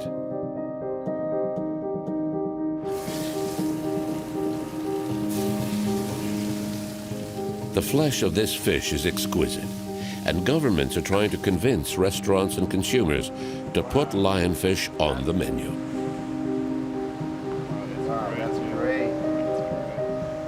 A consumer market for lionfish would put even more pressure on the species.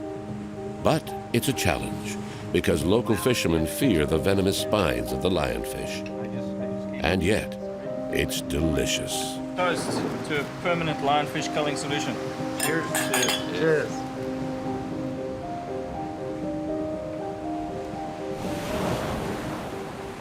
The Caymans, like many islands in the Caribbean, face big challenges. On land, urban development weakens and reduces critical habitats for many species. At sea, the invasion of alien species such as lionfish now threatens the entire balance of marine ecosystems.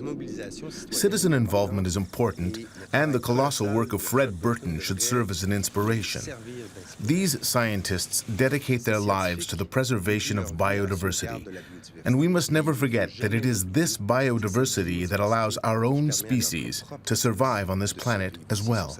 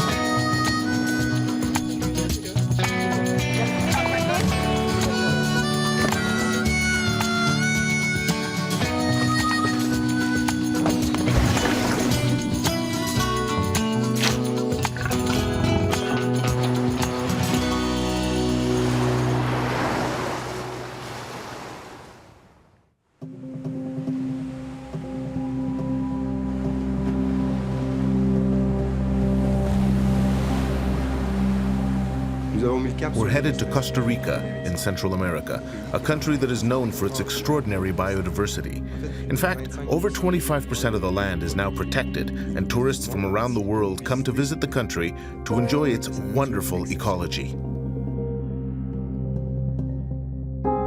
Framed by the Caribbean to the east and the Pacific to the west, Costa Rica is located between Nicaragua and Panama. Its lush forests are home to one of the last big cats of the Americas, the jaguar. This mythical animal has suffered from habitat fragmentation and the continual reduction of its hunting territory. The jaguar's troubled coexistence with humans now threatens the very future of the species.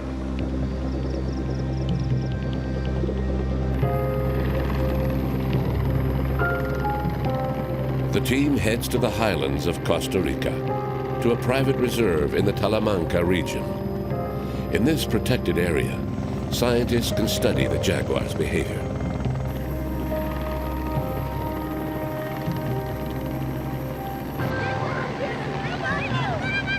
The farm also hosts Aboriginal families who are rediscovering their roots and an old harmony with nature.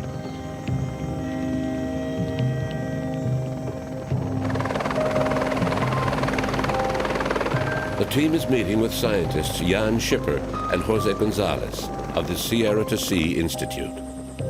Jose is a jaguar specialist and knows the reserve very well. Jaguar is probably one of the most amazing animals in America. This is one of the last big predators we have. Only pumas share the same, like the same ecology and niche. It's their third largest cat in the world. And well, it can go from 30 kilos up to 100, 120. They can live around in the wild around 20 years. There's some cases reported of, like longer, but usually they die before because they get old and it's difficult for them to hunt. Jaguars exist as a symbol for wild, as a symbol that we still have places where big predators can exist and prey base can exist. Genetic studies have shown that jaguars actually belong to a single family, extending from Argentina to Mexico. However, as forests continue to shrink, jaguar populations are increasingly confined to isolated pockets, small areas that are often not connected by migration corridors.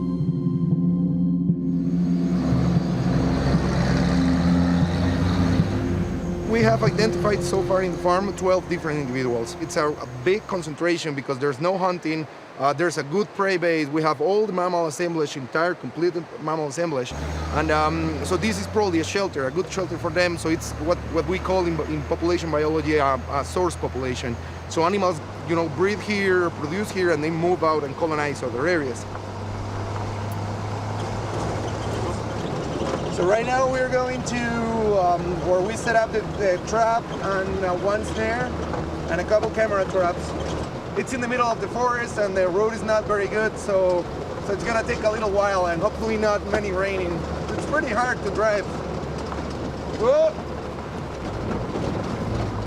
We saw this morning some fresh tracks, so I think we have really good chances, but obviously these are really, really smart animals, so well, you never know, it's a matter of luck. Hopefully we'll get the animal.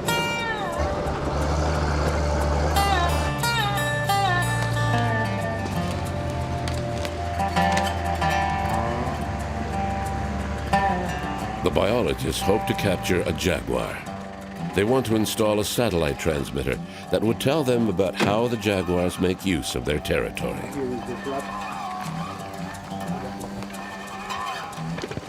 We use some pheromones to attract the animals, and we set them in these small sticks all the way, so like pointing at the trap. And you can see the two cameras right over here. Oh yeah, yeah, two cameras, two here and here, and this is the trap. So it has a little mechanism like right in the bottom. It's just like a small table. If the animal steps on it, this gate just falls down. Yep. We're gonna check it right now just to see if it's working fine. Ay, ay, ay. These little cameras here detect heat and motion. So anytime something warm passes in front of the camera, it will take a picture. These will work day and night, and they can take video and still images. Okay, so we've got a couple of different kinds of baits here to choose from. What we put on this one so far is the fat cat predator bait. These are pheromones mixed with some urine and other things that we can use to try and bring the cat in. And the cats like them. The jaguars Well, we don't know if they like it, but they're attracted to it. This attracts a lot of other things too. We don't just get cats, we'll get bees, as you can see, insects, butterflies are very attracted to this. Even other mammals like tapirs. Other mammals. Yeah. It's something really different, and they're not used to these strong smells. Yep. So it's just something to attract animals in general. Yeah. Okay, what we're going to do now is just take a little bit of this other pheromone, which has a little bit more scent to it. It's a little bit stronger. And we're going to apply it here to the side of the tree. This way we can disperse the scent across the trail a little bit better. I can use a stick to sort of put it wherever I want, but this moss holds the scent nicely, even if it rains. So I can just take a little bit of this and just apply it on to the side of here and spread it out just a little bit.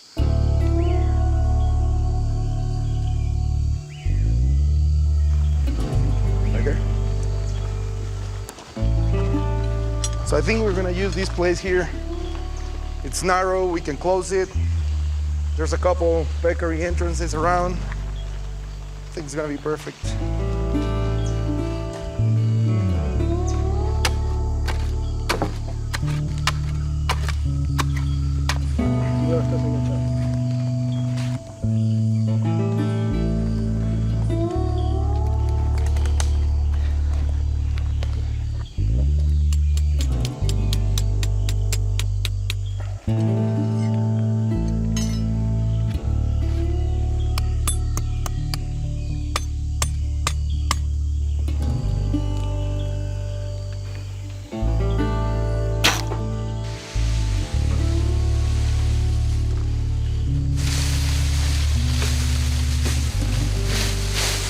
This is to create a natural path for him. Natural path, yeah. He's not gonna jump over there. He's just looking for the easiest way. So, Jose, what are the chances that we catch one? I think we have great chances. The place is great. I mean, this road, it's used lots of time by the Jaguars and Pumas. The place is really safe. There's only one path, so I think we have great chances. It's a great place, not harm for the animal, so it's probably fine. With jaguars, it's like a game of hide and seek. Once you are there, you need to erase all traces because they can detect us from afar. They are very cunning animals.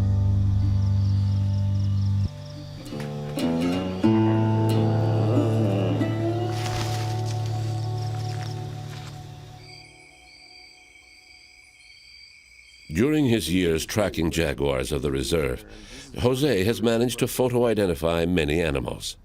He can now recognize them by the different pigmentation patterns of their fur.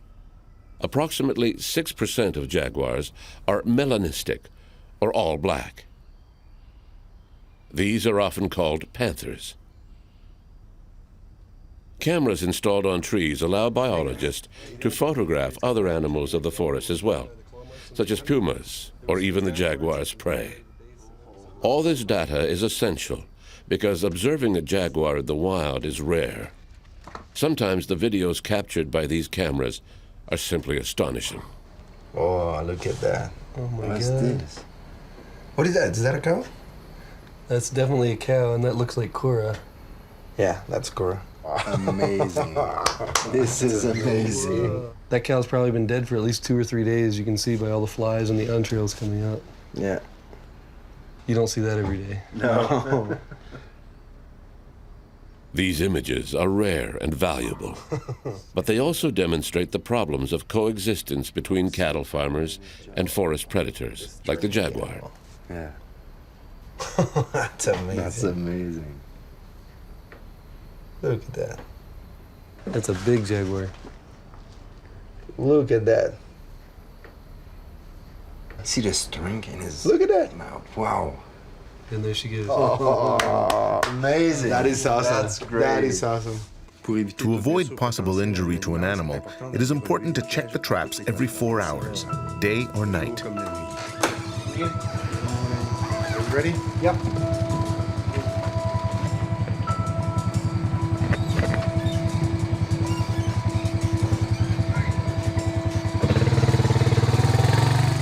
Capturing a jaguar is certainly not a simple task. They are very cunning animals, but we are patient.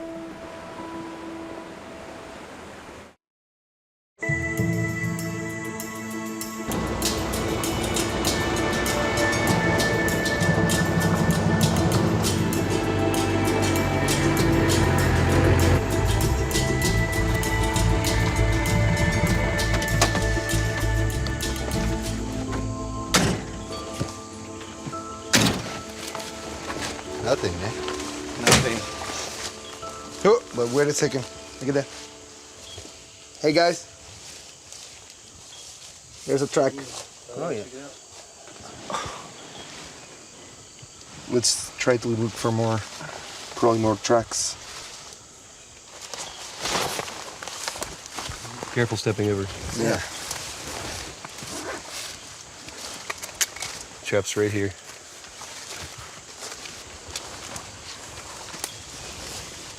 Wow, there's another track over here. Looks like he came in this way and went right up to the trap and right over it. Oh, yeah. We missed. It's really frustrating because it's days we've been trying. We thought we were getting anywhere, and then we saw that there was a track just nearby, and we missed out. So close. Ah, that was close. This. Look at that. Converting forest into agricultural land causes a significant loss of jaguar habitat. Less forested areas means less prey for forest predators such as the jaguar. So it is not surprising to see big cats attacking livestock. Coexistence between jaguars and livestock farmers has become a serious issue for the conservation of large forest predators.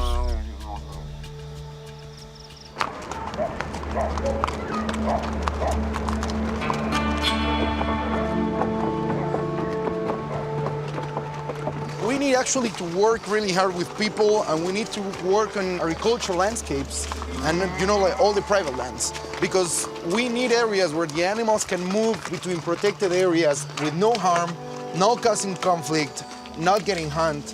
We have passed the paradigm of working only in protected areas. Now we need to focus on the areas that are not protected but are critical.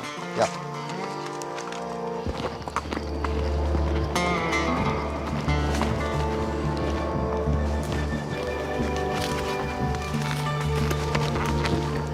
The team has decided to widen its search area. Jose and Jan want to investigate every part of the farm to study the movement of the jaguars. Yeah, this is a perfect place. Ah, look at there, look at there. Oh, yeah. Those are jaguar marks. Wow, even there. All the way up. So that's a good spot for jaguar. This is a perfect spot. Yeah. This is the place we should set up the camera. Yeah.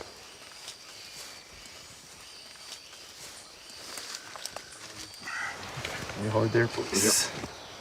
So usually we use this height because we can catch pretty much any mammal that comes in front of it. We always use these shady areas so we don't get sunlight direct to it. Historically, native peoples lived within jaguar range for hundreds of thousands of years without a whole lot of problems. As populations of humans expanded, the parks sort of had to draw the lines and put fences up, and that's been the major problem. If you just fence these parks off, it's just not enough area, and you can't, especially in an area as small as Costa Rica, even 25% of the nation, put in some kind of protection just isn't enough because you have little blocks of habitat all over, none of which are really big enough to support jaguar.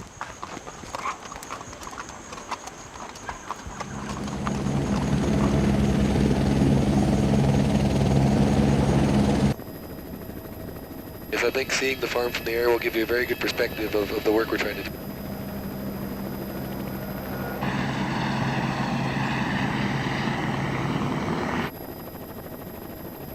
It is the biggest private forest reserve in Costa Rica held by one person. Over 25,000 acres. Wow.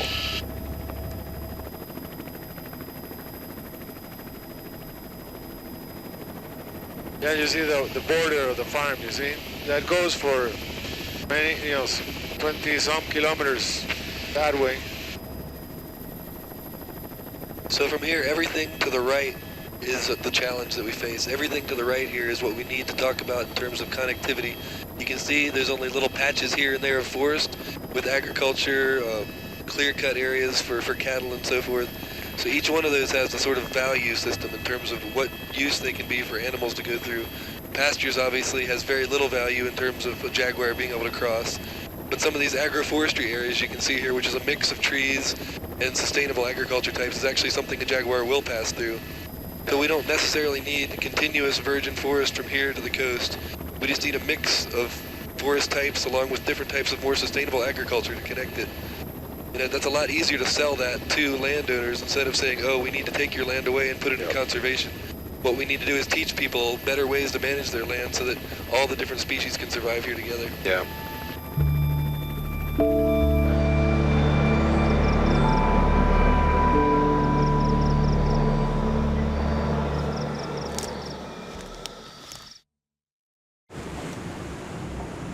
The problems of the rainforest are not only caused by deforestation, there are a host of other factors.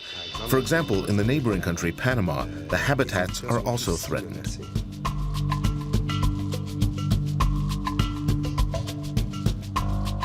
Panama is known for its famous canal, which allows ships from around the world to pass quickly between the Pacific and Atlantic Oceans. Globalization and shipping are responsible for the ever-increasing spread of invasive foreign species. The arrival of a new animal, bacteria, or even fungus can often seriously upset the balance in ecosystems. For example, in Panama, frogs are disappearing. A mysterious microscopic fungus has invaded the country and is quickly killing off many of the rainforest's amphibians. The golden frog is the emblem of Panama, but you won't find any in the wild.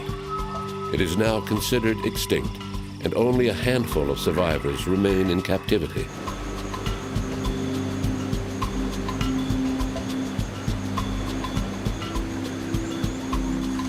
Biologist Edgardo Griffith is trying to understand the strange disease affecting Panama's amphibians. The team accompanied him to a river that he has studied extensively.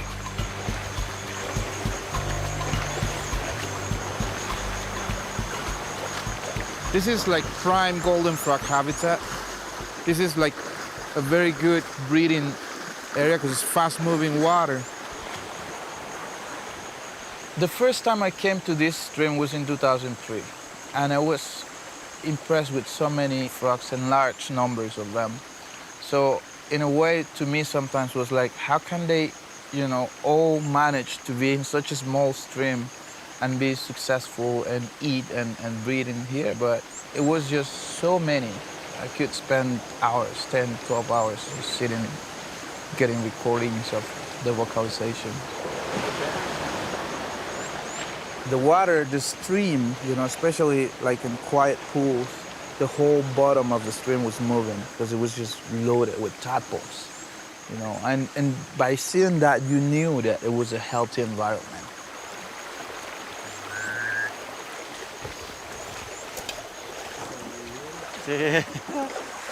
Watch your head here. And then what happened? At the end of 2005, beginning of 2006, we knew about this fungus that was moving from the west, coming, eastward. And we knew that it was going to get here.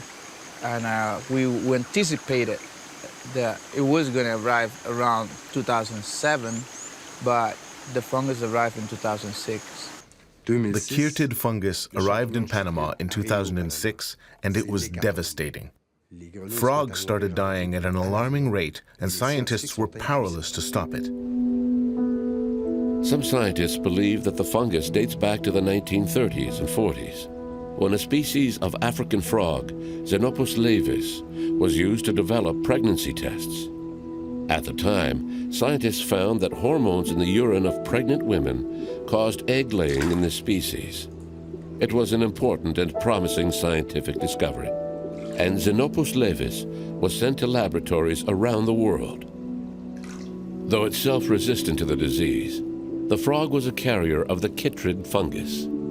So the fungal pathogen was spread around the world. It mutated to a new form and invaded much of the tropical rainforest, killing most of the amphibians in its path. Found mostly in wetlands, the fungus acts like a sealant on amphibian skin. Because amphibians breathe partly through their skin, the chytrid fungus causes a series of metabolic problems. Eventually, the frog suffocates and dies.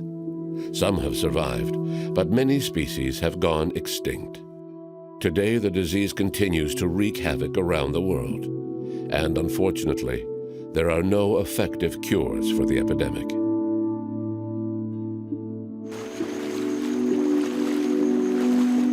It's crazy when you think about it. Edgardo has already identified 56 species of frogs in this simple little stream. Today, finding one is a challenge. And the golden frog of Panama, the very emblem of the country, is considered extinct everywhere in the wild.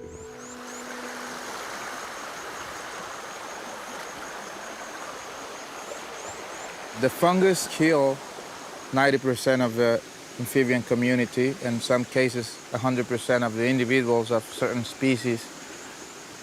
Came, kill, stay, and at the same time it's moving. It's moving eastward towards the Darien or towards Colombia, but it's also coming up from South America. You cut the sound of the stream, few insects. I mean, it's really quiet. It's extremely quiet. For somebody that's been here before, that knows how noisy this stream was, frog-wise, it's remarkable not to be able to hear them, you know. And it's just, you know, it gets you. It gets you, and it's not just the feeling of, you know that the frogs are missing, but to know that they're missing is really sad, actually. And, you know, a lot of us goes away when the frogs are disappearing, you know, and I don't want people to feel that way.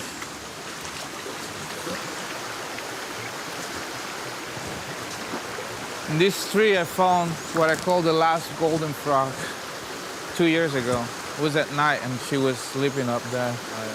Yeah. The animals that are left have no opportunity if we don't take them out of their environment and put them in captivity. And for as ugly as that sounds, it's the only option. But if somebody can come up with another solution, I would be more than willing to try. Captivity is the only option for the moment. So they built small, sterile laboratories where they housed the last forest specimens. It's a little crazy. Everything must be sterilized when you enter the lab, because just on the other side of the door is the fungus ready to kill.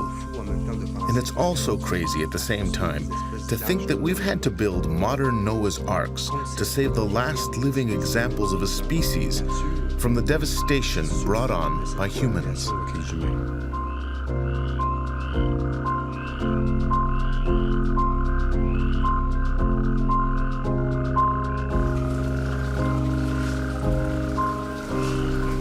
The reason why we had to build this center was to reduce the risk of extinction of certain species of amphibians that were being affected by a fungal disease. So the only option for us was to go to the field and collect most of the time sick animals, and we brought them here and we applied treatments to help them get rid of the fungus. And the goal of this facility is to, you know, keep as many as we can in captivity until we can bring them to where they belong. Some of the animals that we have here are the last of their kind. They represent what's still alive of one particular species from around this area. Sad enough, you know. I'm a biologist. I used to be a field biologist. Now I think I'm like an extinction biologist.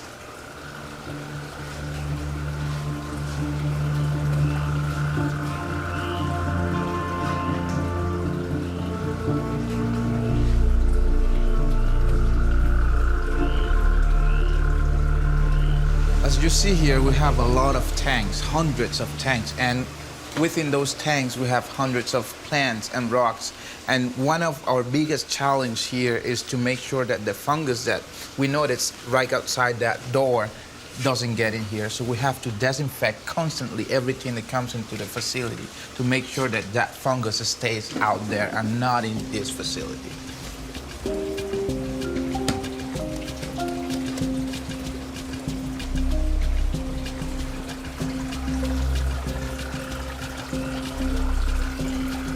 The center in Panama City could be seen somehow as a Noah's Ark.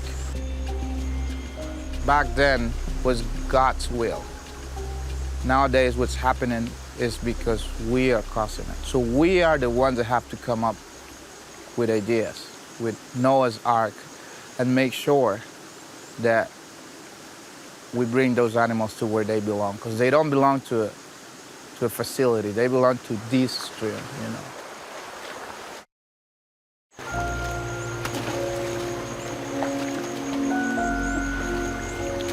The team scours the riverbanks for hours without finding a single frog. In the face of such carnage, scientists can do nothing. For the moment, they have no solution.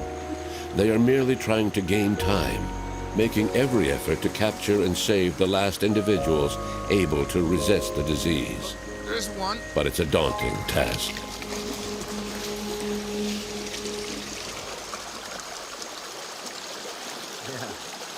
This is a male, Mylisca sila. This is a species of tree frog. Normally, we don't find them during the day like it was here or like in the stream, you know. You normally find them on the side, you know, side pools, in the bank. But this animal, I don't think that's in a, 100% in a healthy site, because a healthy frog of this species will be trying to escape, to run away in a very energetic way. Like, they're really strong based on, according to the size. Some of these animals might have a heavy infection and they still survive. So after more than 5 hours, he's the only one that we found. That's how bad it is. 5 years ago, we probably already seen, couple hundred, 300-400 frogs in, the 200 meters that we have walked. And it's how bad it is. It's how empty this place is, one single guy.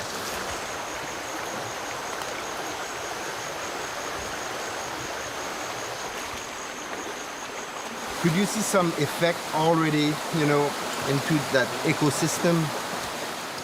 Well, yes. First of all, in the water, you see a lot more algae growing over the rocks, and also there are a lot of parasites and mosquitoes and things that can easily transmit diseases that we don't even know that they exist yet, because amphibians were there to keep all these things in check in a way. So the entire equilibrium is broken. It's totally broken. It's compromised. And, but by saying this, I'm not saying that it's too late. Because if we come together, because I know we can, to find a solution, I think that not just amphibians will be back, but everything else is related to the amphibians, including the forest.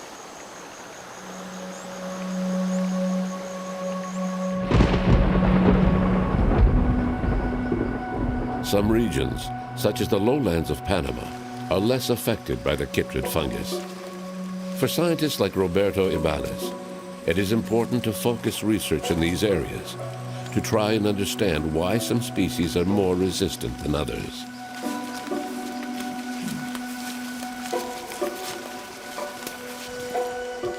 We arrived at the river at dusk and started our trek. We began to hear frogs, and it was a sign of hope for us. Of course, we didn't hear much, but already it was very encouraging.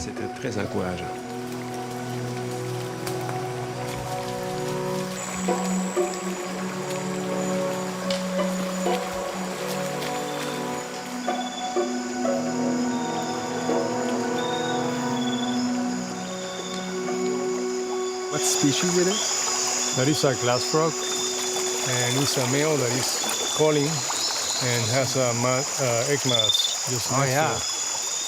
The males guard the eggs once they are laid on the leaves. That's a tree frog. It's a tree frog, yes. But they are called glass frogs because you can see the bones through their skin and the internal organs. At present, this fungi is found not only in the highlands but also in the lowlands of Panama. Yet we don't know much about what is happening with the amphibian populations in the lowlands.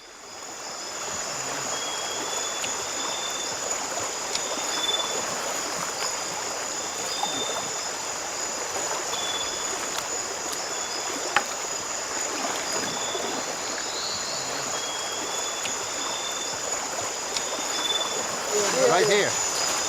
Yeah. Good. Qué bueno.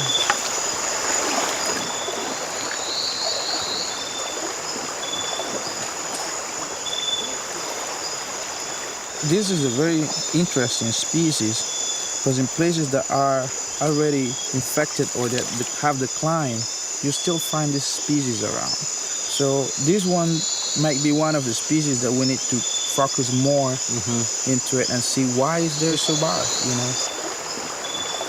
And even though this is not endangered species, it's important to do this kind of surveys because it tells us if we have this fungus around this area. She might be infected, but she's not sick. Yeah. You know? All right, now we're gonna let this little guy go.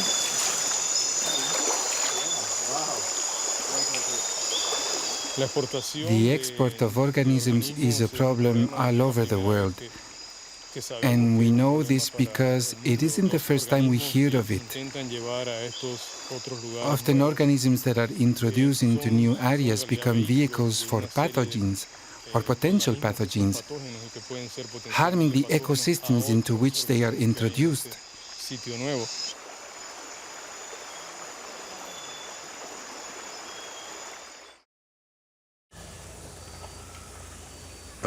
One morning at Edgardo's research center, the news was not very good.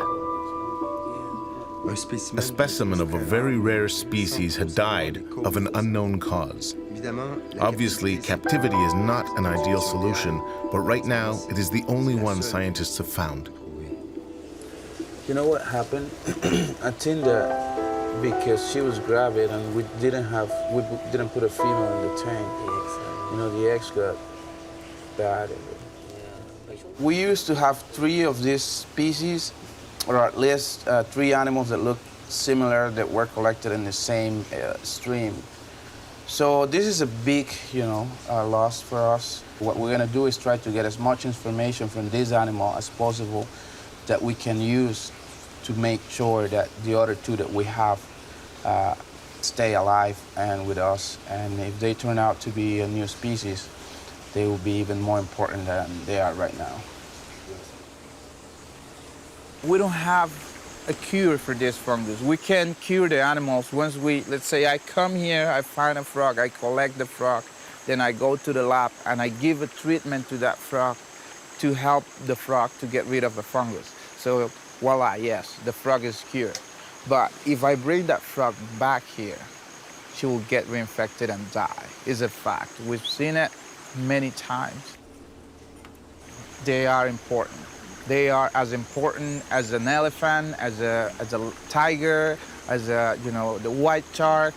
They all have a role in the environment, and they all belong to a place, and they are all part of something.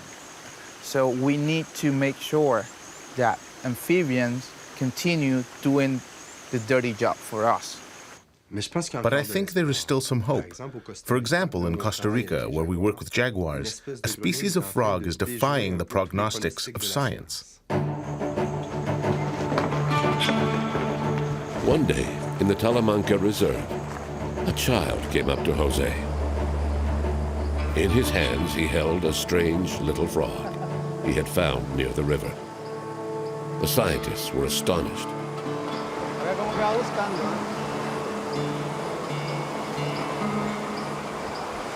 Here are some marks. So that's the site? Yeah. We have found a couple here, so we probably may be luck. There. Wow. It's a beautiful little frog. Do you know when they discovered the fungus around here? Yeah, actually, the last time it was 17 years ago. When they discovered this population, there was already declining, and they reported actually the extinction and disappearance of the frog in the river. And that's where they discovered the fungus here. It is officially recorded as extinct here and in all Costa Rica right now. Do we know why this population is resilient? That's exactly what we're studying right now, actually. This is a unique opportunity because we don't know if it's resilient or if it's tolerant. Maybe the fungus also changed. So this is like a live laboratory to study amphibian decline and why this population is recovering, as in many other parts that they disappear and they're gone. So this frog, in a way, is bringing lots of hope. It is lots of hope, because if this one is recovering, there's hope for other species in the country and in the neotropics to be recovering. And also this part is really important in amphibian diversity. So that means that if we found this population, probably, eventually, and hopefully we're gonna find other species that were totally and considered extinct in Costa Rica.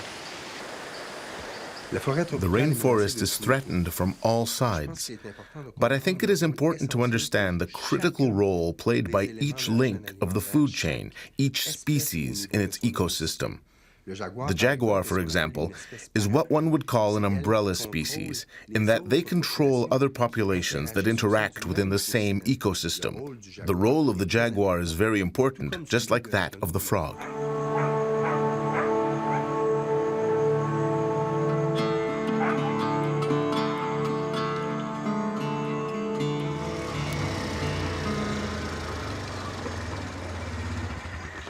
So, bad news. Nothing? Nothing. We checked all the traps again. Well, that's life, I suppose. Yep, we're obviously very concerned about what might be causing this. We're looking into it. I think the next steps for us are to put out some more camera traps and just re-survey the entire area, because we know how many individuals there are and which ones are around. We can actually go back and see which ones are missing from the population and maybe do an estimate of what's happened. Yeah. Even if we have all this conservation momentum behind us, it can just take a few people to come in and maybe snare some animals, which is what we're hearing, maybe using some of the bear snares that they use in the U.S. that are kill traps. It's depressing. That's sad. It's the reality we live in. Yeah.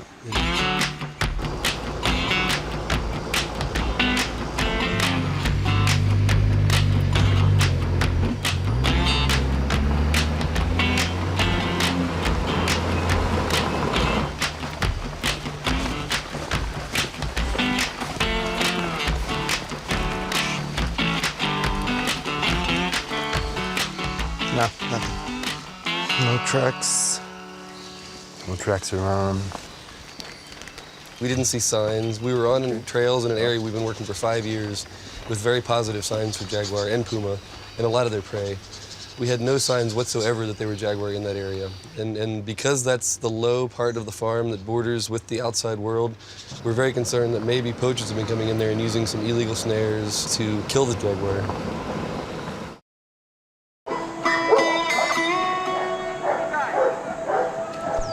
It's early morning in the small village of the reserve, and the people are on alert. Rumors are circulating that poachers may have come into the reserve. Everyone lends a hand. Every effort must be made to protect the jaguars. We actually have a picture here. Oh, this is a picture that came off of Facebook. Oh, that's sad. It's a shame. I mean, they're really rare, and this was just for fun, you know. And these are young kids. I mean, look how young they are. These are the people we need to be reaching out to make sure that the next generation doesn't grow up like the one that we currently face. Yeah. They can be teaching their parents, but I think if we can convince them that this is a problem and that they shouldn't be taking pride in posting pictures like this on Facebook, that maybe we can change the future for these species. A private militia is preparing to go hunting for poachers. Here, conservation measures are not just expressed with words. It's actually kind of worrying because there are some rumors of heavy poaching and hunting in the area, and in general in the country recently, so many jaguar deaths, and unfortunately that could be affecting the animals and the population in general. It's something really worrying, and we need to find out what's happening with the population.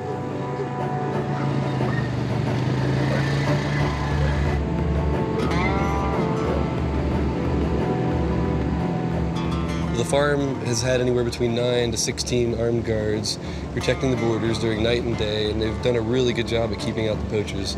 It's a reality that we have to face, because if we don't do that, then we're going to suffer from the syndrome that the park suffers from, and that's this repeat poachers coming in over and over again and removing the animals from the park. On one side, we have this paradigm of having a set-aside reserves, but I don't think that's going to be the future of our planet. Setting aside reserves and parks that don't allow people to go in there is nice, and I think it has to be done in some areas, but we really need to start thinking out how to get these 9 million people into the forest so they can appreciate what's going on outside of the cities.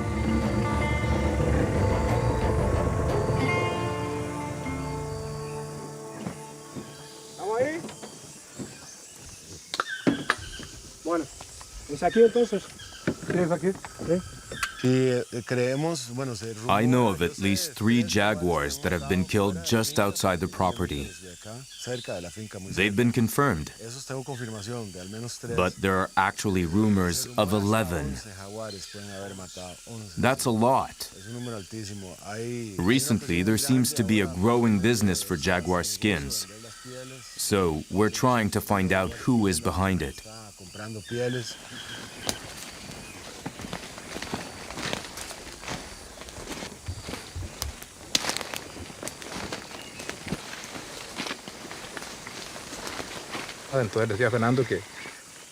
I was telling Fernando how sad I am, because it's as if they were threatening members of my own family. I don't know what we'll do with these hunters. It worries us. It's really frustrating. So many years of work, of love, of sacrifices, just to witness our jaguars being killed.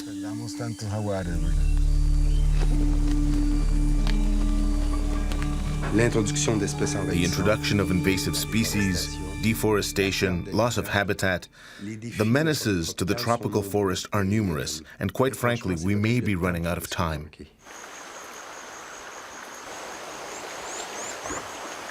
There's no time to feel sad about this situation, because that's not going to fix anything. I think we can work together mainly for the animals, but also for future generations, so that when they look back, they'll say, yeah, those guys knew that it was a problem and they came up with a solution, and they will be thankful for that.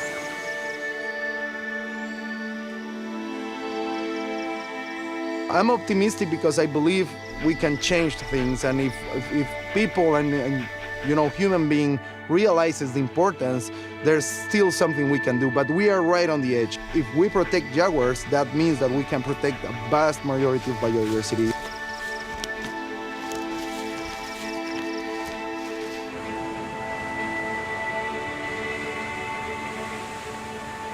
Fortunately, everywhere on the planet, there are scientists who are organizing to protect habitats.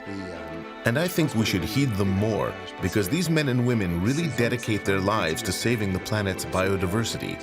And they are all saying the same thing. If we organize, we are capable of great things. But it is important that we act, and that we act now.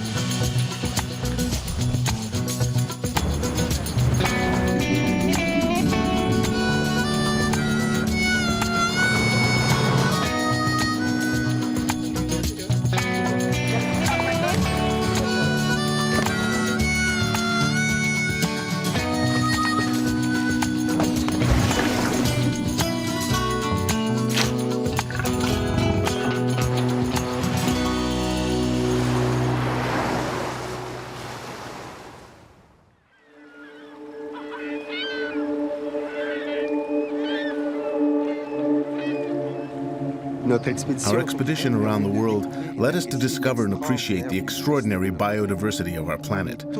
Of all the species encountered during our travels, there is one that particularly impressed us, an animal that looks like a siren, and that has been the source of many legends over time, a creature that continues to fascinate mankind. This creature is the manatee.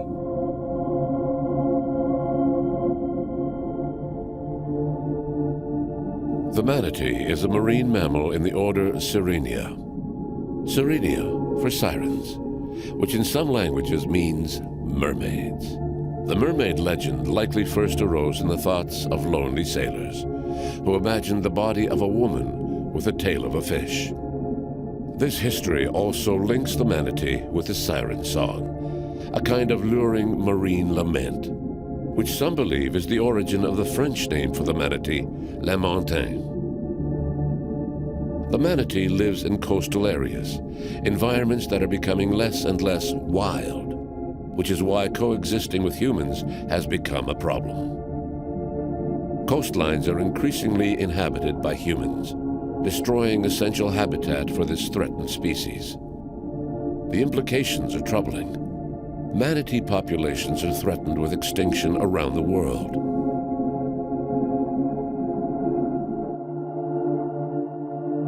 Located south of Mexico and east of Guatemala, Belize is home to a population of manatees that use the country's bays and lagoons as essential habitat. Belize is a popular tourist destination. Each year, the country hosts tourists from around the world. And when you say tourists, you're inevitably saying boats.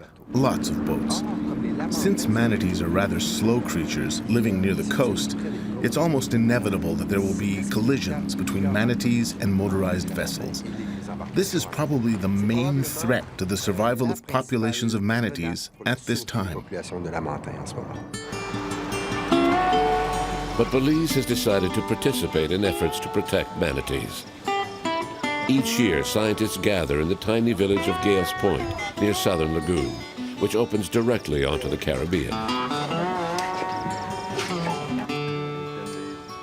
The scientists work closely with local residents, whom they involved in their research. Some scientists travel great distances to study manatees here.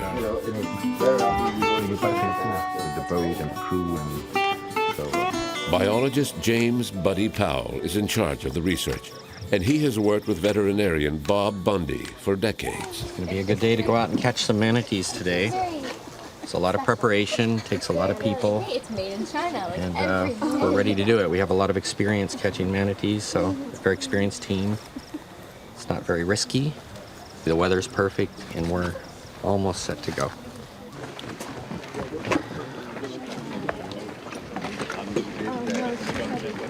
Let's take the poles and move them up to the... Let's actually take the poles and move them to the other boat.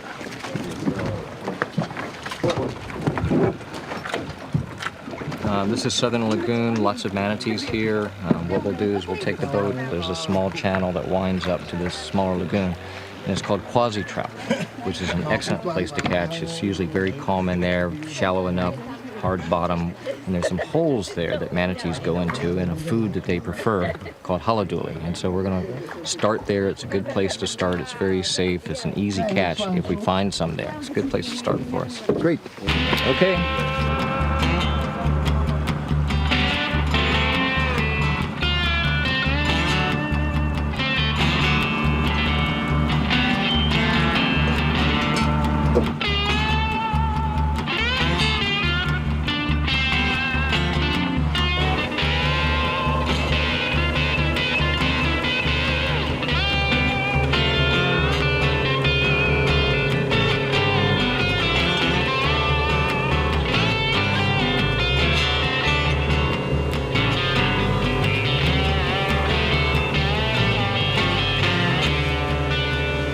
Basically, we're on patrol. All the eyes on the water help us to see the manatee. When the sun's out and it's nice and clear, we can use our polarized glasses and we can see disturbances in the water. We're looking for mud plumes and things that might be associated with manatees foraging, feeding, or cavorting. And then when we see something, we'll drive into that situation, assess it, and then set the nets. To find a manatee in the turbid waters of the lagoon is a real challenge. You're forced to rely on ripples in the surface of the water to try to figure out where the animal might be. Or you look for some kind of mud cloud in the water, a mud cloud created by the movement of their tail fins. And, if you're lucky, you'll see a small part of its head when it surfaces to breathe. So, it takes a lot of experience, sharp vision, and I must say, a bit of luck. When the team spots a manatee, Buddy quickly begins to circle the animal with his specially designed boat. The net is quickly deployed, and everyone involved, biologists, veterinarians, and local residents, prepare to dive into the lagoon to secure the net. Everyone jumps in the water around the edge of the net to stabilize the net to make sure it doesn't drift. And then once we get all the boat situated and the net situated, we put more people in the water with a small net that we just go in and sort of scoop them out with that small net in principle to bring them into our capture net, which is where we do all the medical work.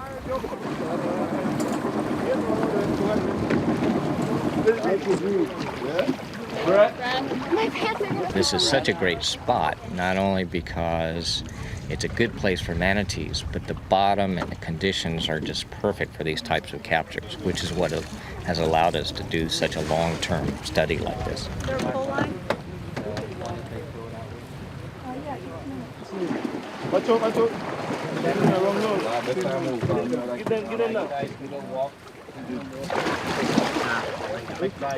One, two, three, pull, guy, pull, man.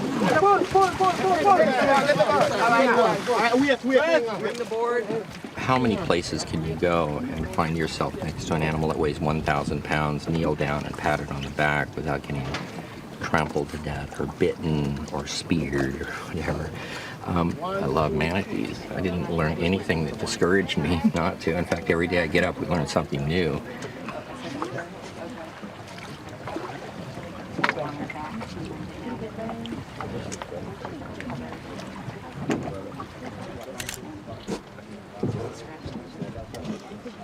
They're a marine mammal. They're very aquatically adapted. So they're quite different than most other mammals, so different that they're in their own order, the order Sirenia. Now they're more closely related to elephants. If you look at them, the teats are underneath the front flippers here. The nails are similar. The skin is a little bit similar.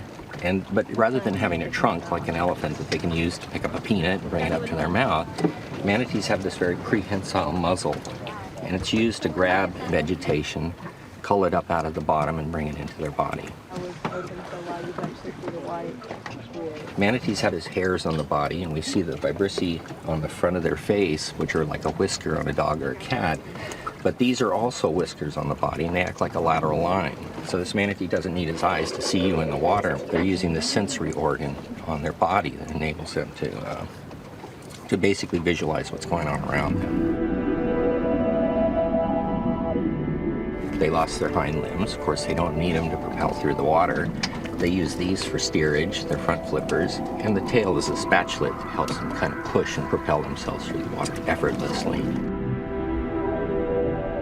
From afar, the strange silhouette of the manatee may explain why sailors once associated this marine creature with the mermaids of their imaginations.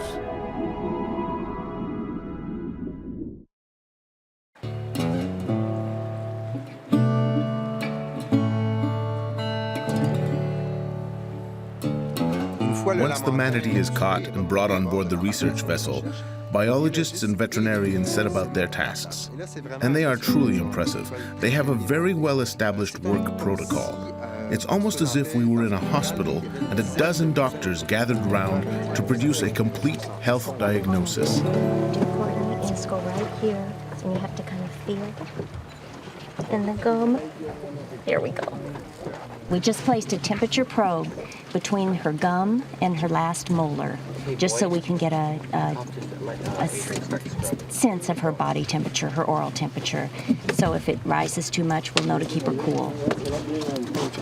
Okay. So if she needs to breathe, just over the nostrils.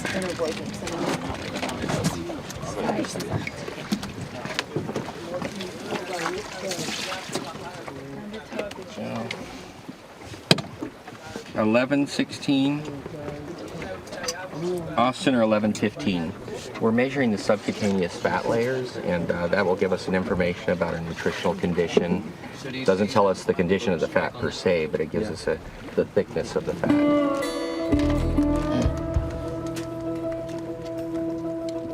Sticking.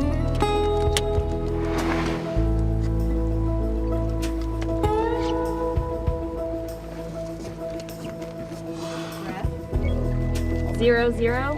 A sort of microchip is implanted under the skin of the animal to facilitate identification. With the aid of this chip, the scientists can then identify each animal by its unique number. So, if a manatee is recaptured, the medical team will be able to monitor their patient over a period of time. It really is medical care applied to animals. Belize certainly has been very proactive in terms of trying to establish protected areas for manatees. By protecting manatees, you're also protecting habitat, and very important productive habitat like coastal estuaries and lagoons. So manatees are known as a flagship species that helps us be able to protect these types of habitats that might be threatened. Before the animal is released, it must be weighed. A delicate operation that requires special care, since the normally docile manatee can sometimes react violently. Okay, we just need...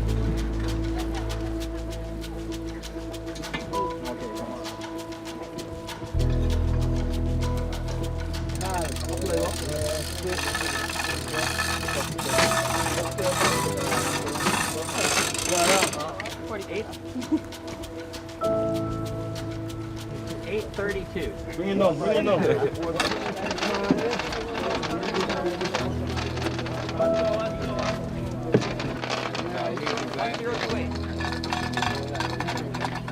Let's go.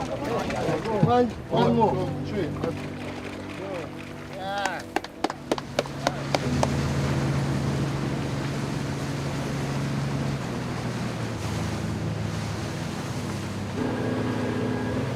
Buddy Powell has been fascinated by manatees since childhood. This Floridian encountered these strange marine creatures at an early age. They lived in the waters surrounding his hometown. The manatees of Florida are probably the best known of their species on the planet. They have become particularly well known as victims of collisions with boats. One day, someone was fascinated enough to make a film about the manatees. That person was Jacques Cousteau, and Buddy Powell's destiny changed completely after he met the captain of the Calypso. When I was 14 years old, the fellow named Daniel Hartman was working on his PhD from Cornell University, and he came to my hometown, Crystal River, which is now very famous for manatees. So he was out on the water, and it was obvious he was out of place, and so I was kind of curious because I was on the water all the time, and finally went up to him and we started talking. And we ended up becoming friends. He sort of took me on as his field assistant, and I worked with him for a couple years while he was doing his PhD work. And then a number of years later, he had written an article for National Geographic, and the Cousteaus saw this article and wanted to do the first documentary on manatees. And so he told them, get a hold of this kid in Crystal River, which they did. And so I ended up being their guide for over a year when they were doing this first documentary. And that's really what began the momentum for all the conservation work and protected areas and measures that we have for manatees today. Manatees are very docile creatures, and they're docile because they're very intelligent. And we use an adage, an elephant never forgets. Well, manatees have to remember. They have to have rote memorization that allows them to go back to a place and find it later. And the training starts when they're very young. The mother trains the baby, and then the baby picks up on that and emulates that. They don't produce a lot of babies, one baby every 2, 3, 4, 5 years. So they invest a lot into making sure that baby has all of the tools it needs to meet the challenges in the environment. If it doesn't, if it falls short, the animal will die. So these animals, to be long-lived, have to invest a lot of effort into the rearing of the young. Pull, man! Pull back!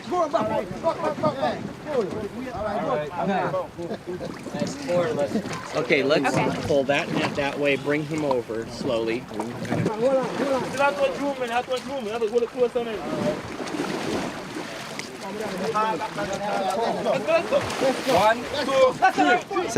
This time it's not one, but two manatees in the research boat. The small vessel is getting a bit crowded, but the biologists and veterinarians have a well-established routine, and it is amazing how efficiently their work is accomplished, particularly impressive when one realizes that their research will serve the scientific community of the entire world. Manatees are great. I think that I am passionate about because it's something unique to my country. Okay, hey guys, we need to roll her a little bit. With Buddy Powell and Bob Bundy and the whole team, it's been wonderful. We've built up this data set like no other for manatees, especially the Antillean subspecies. We're getting information that we can apply for management decisions in this country, and we've been able to take advantage of what they have learned, and we can implement it. So that's a great advantage for us. 60. And you can always do scrub a bigger and then alcohol. We're going to take a tissue biopsy that we use for genetics to tell us the fingerprint of this manatee, basically. And to get that sample, we just use some Novocaine. We apply it with a needle into the skin here. This is the same medicine that numbs the skin that the dentist would use to extract a tooth or to do dental work, and we use it on the manatee so that it's less painful when we take the biopsy sample. We use it for several things: stable isotopes to look at the food the manatee's been feeding on and what his chemical makeup is, and then we'll use it for genetics in pedigree studies and fingerprinting studies of individuals. We've actually done quite a few studies that have been published on these Belizean manatees to tell us a little bit more about evolution of manatees in general.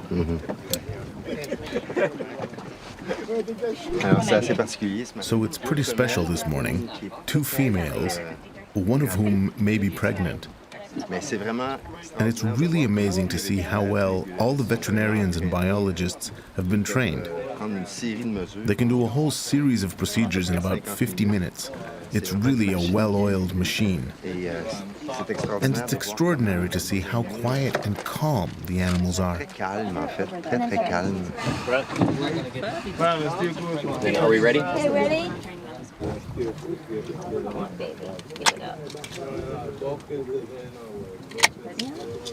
We do call this a cookie, and we do that because it resembles an Oreo. Dark on the outside, white on the inside. It's not meant to eat, but it gives us the food for knowledge, and we learn through studying this little piece of tissue. It gives us some information about this manatee, which helps us to understand about manatees literally in general. And right now, how's the population status here? Yeah, well, actually, it's pretty good. You know, they don't have a lot of allelic diversity, so there isn't a lot of variation. A lot of the individuals are similar-like, but maybe they're similar-like for certain reasons, that they perfected this habitat, this environment, and that their DNA is best used and utilized to achieve that. I'm here. I made it.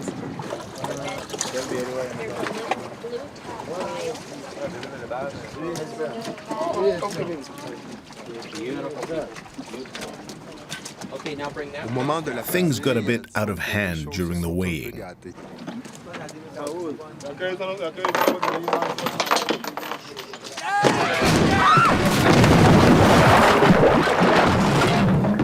Our two manatees became a bit edgy and knocked overboard everything that was nearby, including the huge structure that was used to weigh them, along with some biologists, veterinarians, and even members of the film crew. Really an impressive display of strength. With their caudal fins, they can break your bones in a flash. There are occasions when it's best just to abandon ship.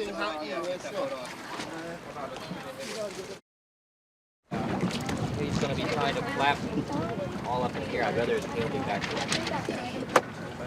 What is surprising is to see how these remarkably calm animals can become so aggravated. They're able to lift their tails approximately 1 or 1.5 meters. This is extraordinary, so it's best not to be too close at such moments. The manatees weigh 1,000 pounds. Because it's so quiet and 4 or 5 people are around, everything looks okay. But as soon as it starts moving, it's not long before everyone's overboard.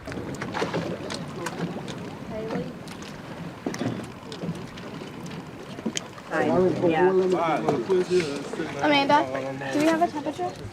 A lot of students come from abroad to gather data, to collect and do analysis in the U.S. in particular, but it's an opportunity for Belizean students as well. And what I'd like to see is more Belizeans getting involved, more Belizeans on the ground, collecting the data and using it for advanced degrees, but we haven't been able to capitalize quite as much on that as we'd like to.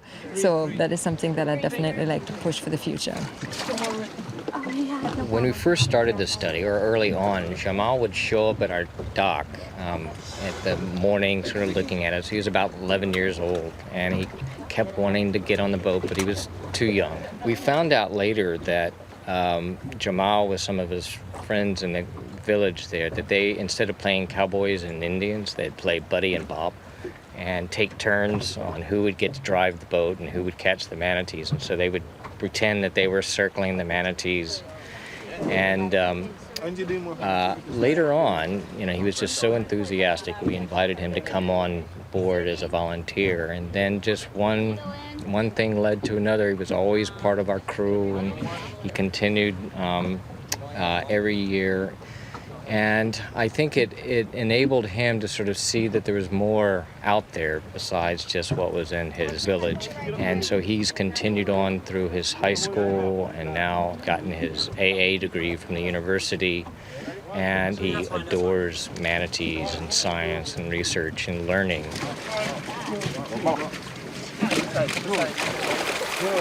This conservation field, I think, is something that I was born to do.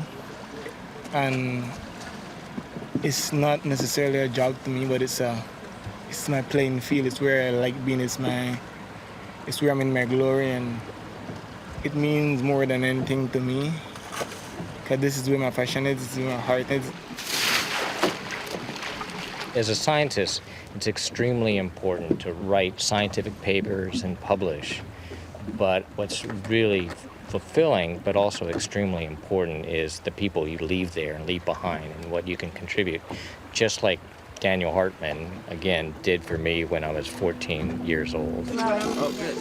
Jamal, a child of the village, grew up and today is living his dream. Acknowledged internationally for his work as a biologist and manatee researcher. Just as Jacques Cousteau once did for a boy in Florida, Buddy Powell. Dreams come true, and careers are forged out of passion and determination.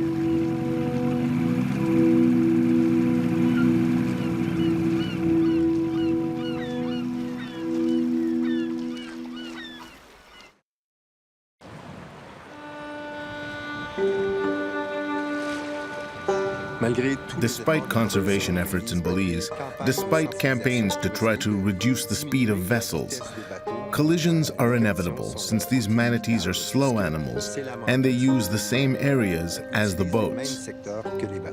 And collisions with boats may have truly catastrophic consequences for manatees. This young manatee lost its mother when she was hit by a boat. In poor health, the orphan was rescued by Jamal, the young local biologist. Fortunately, today it is doing better, thanks to the care of a manatee rehabilitation center, Wild Tracks. Wild Tracks is a non-profit organization, and under that we have a number of programs, including the Manatee Rehabilitation Program that cares for injured and orphaned manatee calves throughout the country, are brought in here when they need care. So our role with that is to raise them up, give them the skills to be able to then survive once they're released back into the wild. When did you start Wild Tracks? The actual overall programs we started in 1990. Back in 99 we started the Manatee Rehabilitation Program as one program under the organization as a whole. And how many manatees did you have since? So far 10. Thankfully not huge numbers, which would be a really bad indication of the status of the wild population, the pressures, but yeah, it's normally 1 or 2 manatees here in care at any one time. And how long are they staying in average? About 2 to 2.5 years. So here we're going to have the crew forming a line. We're going to move him through the gate and catch him on the other side here. So it takes enough people to have going up here, one to make sure he's not in a corner, move him through the gateway, and then we'll guide him into this corner for actually lifting him out. This guy came in very emaciated in February of this year. His condition was critical, so we had to get food in. So he's been nasogastric tube fed, so a feeding tube up the nostril down into the stomach, and stayed on with that. So it's rather invasive, but it is what saved his life. You know, without that, there's just no way we would have kept him alive.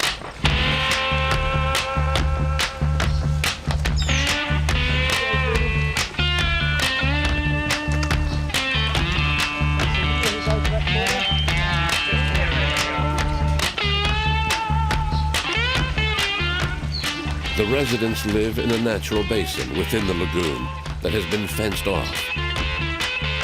Because they do not suffer the stress of an artificial environment, it is easier to reintroduce them into the wild.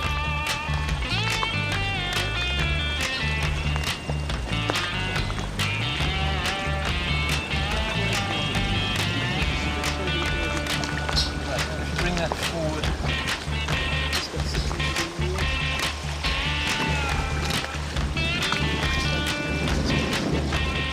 Right, you ready to lift?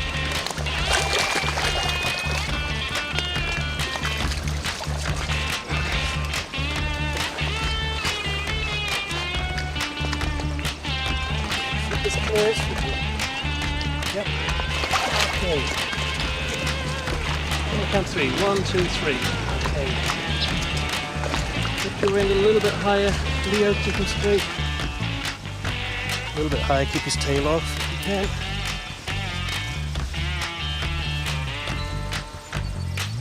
Take him head in and then turn him round.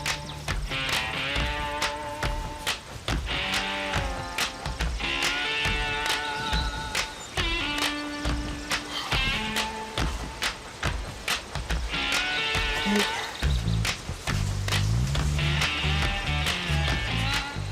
That's good. Great. Now, Leon, if you could do the feed net, or maybe if you do the water. Okay. So we wait for that breath, insert the tube whilst the nostrils open. You see the valves closed, and then we push the tube in slowly and carefully, trying to ease it to make sure it goes down the esophagus into the stomach. We have the tube measured against the back end of his flipper to make sure that we're reaching into his stomach about here. When he came in, we were feeding him twice a day. Now we've cut it down to once a day, even once every second day, because we're trying to encourage him to eat more of the seagrass himself, because this is obviously a pretty invasive system, but when you've got a very emaciated animal, you have to get food in as fast as you can and get the condition up. He's still probably 80 to 100 pounds underweight as compared with what he should be at this age. They'll lose weight really fast, but it takes quite a long time to put it on, and this is one way of getting the food into him. He came in at just under a year old, just pre-weaning, minimum weaning age, which is a very difficult age to get them onto a bottle. So he refused to take a bottle. His condition was so poor, we had to get nutrient into him immediately. The only option we had was to start him on nasogastric tube feeding. We can make up a very high energy, high protein milk mix such as this, and we know he's getting everything apart from the dribbles I'm spilling out here. I suppose that, you know, every survival animal are very important because the population is pretty low around here. Indeed. As an endangered subspecies, you know, it's critical to get as many back into the wild population as possible. estimates vary for the Belize population anywhere from 500 to a maximum of 1,000 animals. Even if it's 1,000, that's not a very big population, and that's the biggest population of this species in its range. So getting each individual back into the breeding population is clearly a very important task. So she will be happy to go back in the water. Indeed.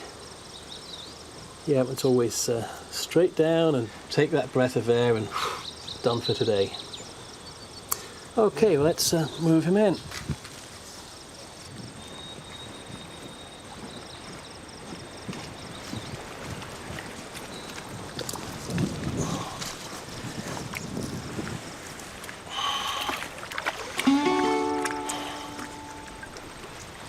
Okay, ready?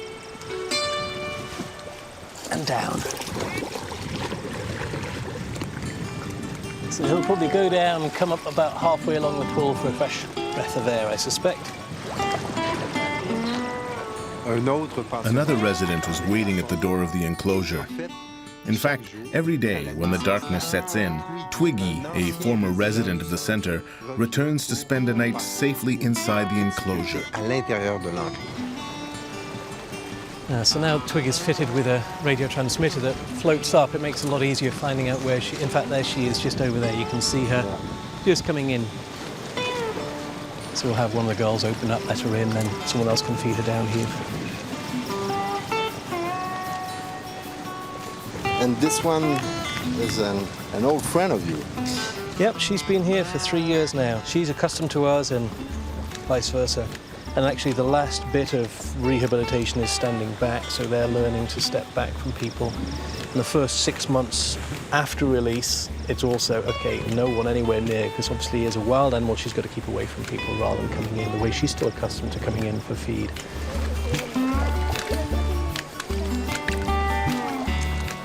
She's been on learning to live out loose for about 18 months now, so one of our assistants from the village started taking her out loose, supervised, taught her how to eat seagrass. He'd actually picked seagrass and eat it himself to show her.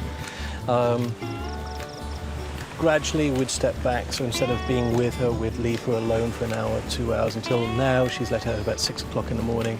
She'll go out all day grazing seagrass, and then about 4:30 in the afternoon she's coming back in to have a little banana shake and stay in her sleeping area for the night. So yeah, it's quite a good routine she's got, and we're just gradually extending, taking her further out, letting her explore further out. Now she has a transmitter, so we know where she is, until eventually she'll be going out through the creeks out to the bay itself.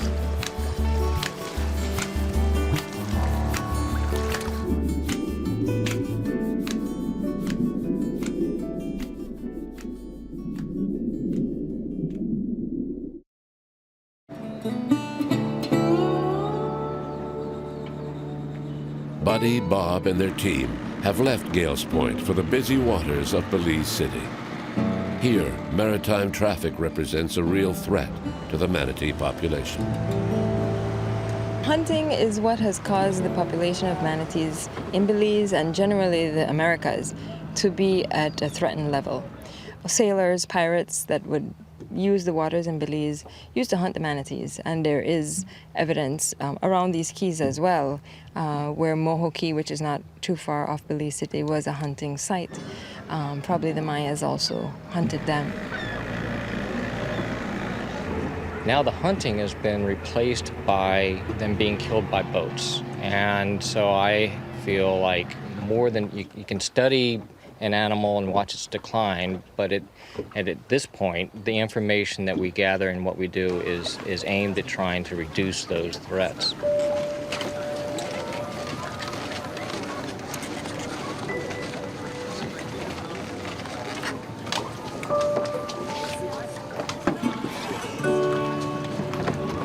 All right, guys, let me assign boats. Okay, one of you go on the capture boat. You decide. And then the other person can go on the fisheries boat. You're on the capture boat. Trenton, you're swimming. You guys stay where you are. Maureen, you're on the fisheries boat.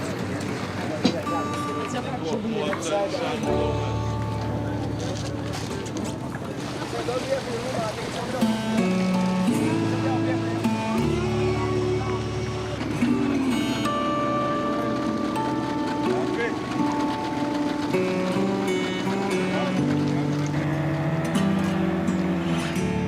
get about 20 to 25% of deaths that will be positively identified as being from a watercraft. And we can identify that either from external injuries where the propeller will severely scar the animal where it would open up the animal, or we would open the animal during a necropsy. And when we open it, it looks fine from the outside, but when we open it, we might find a broken rib that has maybe punctured the lung. And the only thing that would cause that would be a boat. So if we were in Florida, this entire coastline would just be condominiums and houses and boats going this way and that way that the manatees would have to contend with. You would never see an animal without one boat strike. One of the reasons we're doing this study in this particular place is that there are boats going into the Belize River. So we were trying to find out through our radio tracking, how often they are moving over towards the river to be in harm's way. And so with that information, then the government of Belize can act by putting up speed zones where it's necessary, where there's the most chance of boat and manatee conflicts. So they can make sure that at least in those areas, boats are going slowly enough so that not only do they not disturb manatees, but they don't hit them.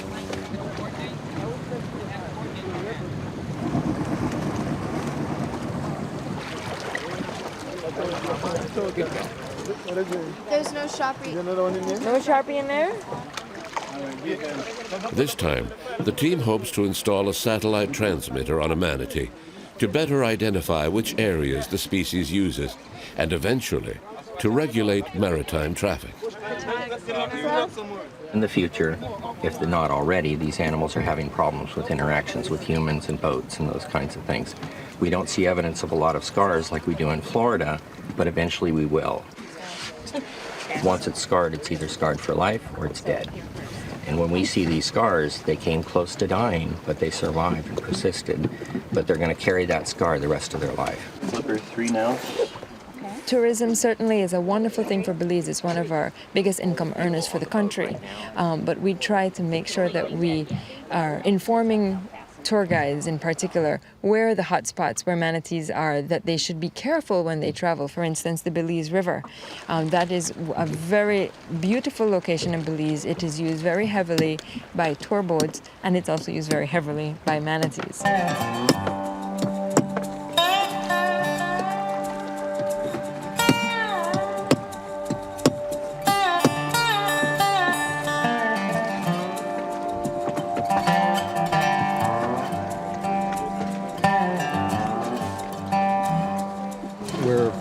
Putting together, inserting the batteries for the satellite transmitter. This is what we will deploy in just a few minutes. It's all full of air, so it floats like a buoy. It has two transmitters.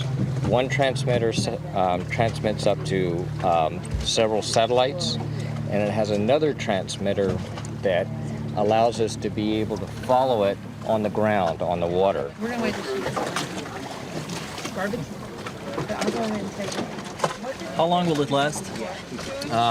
It'll last about a year. The satellite part, it actually has a salt switch so that when it submerges under the water, it shuts it off. And then when it comes up to the surface again, it starts transmitting again, and that helps us save batteries. Once a year. Protecting their habitat is the only real hope we have of saving the last survivors of this endangered species. Despite these conservation efforts in Belize, there are only between 500 and 1,000 manatees left. A very small number. Research must continue. The use of satellite transmitters will allow a better understanding of manatees' territories and come up with measures to protect habitats essential to their survival.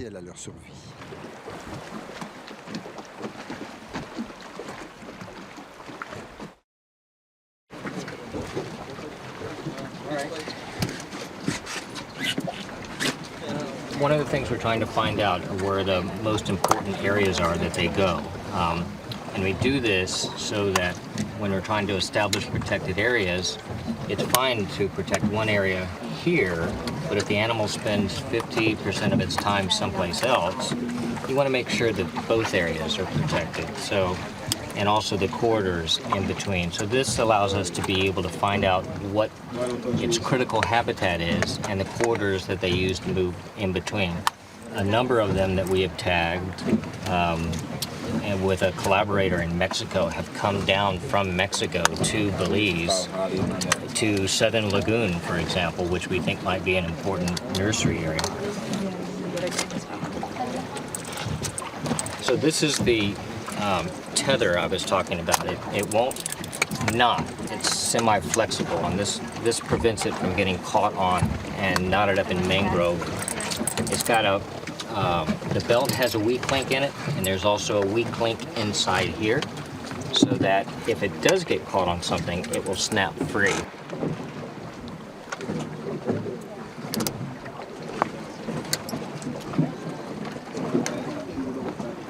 Okay.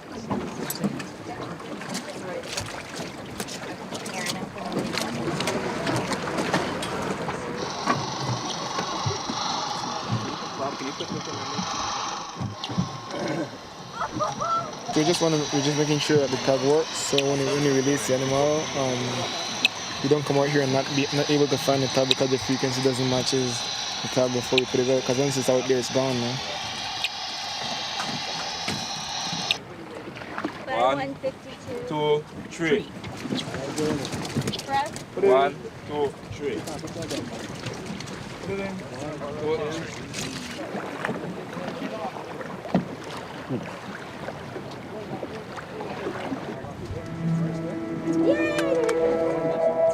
We can figure out the areas that they spend most of their times, and that will give us an idea to better manage the area that they hang out and protect them better. Down. Yeah, upside down. Some people have asked that question, why is it important to protect manatees? These animals are resilient, they're tough, and with protection and with a buy-in from the community and the people, we will have manatees around for future generations to enjoy. Buddy and Bob's team have captured over 20 manatees in under 2 weeks. This population is a model for research around the world, and this fantastic work will help us learn more about it. Manatees are excellent indicators of ocean health, especially in coastal regions. But they face the same threats everywhere: habitat degradation, pollution, and obviously collisions with boats. Fortunately, there are scientists who dedicate their lives to protecting threatened species like the manatee. And the next generation is taking up the torch. Young people like Jamal, or Buddy before him, are passionate about the environment and protecting biodiversity. Dreams and passions often inspire great stories. When young people decide to save a threatened species when they grow up, it inspires hope. Dreams like these can be contagious and inspire others. That's what happened to Buddy years ago, who was inspired by Jacques Cousteau, and now Jamal, from the village of Gales Point, is taking inspiration from new mentors like Buddy and Bob.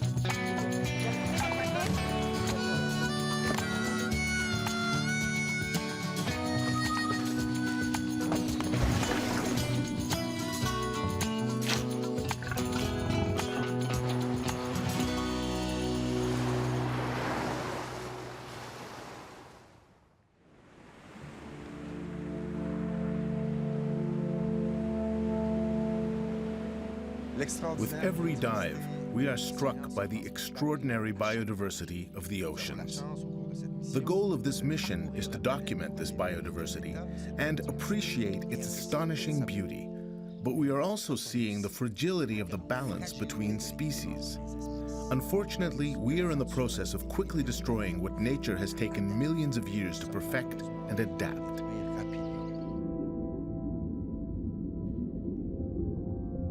The extraordinary diversity of life on Earth is expressed in a variety of shapes and colors.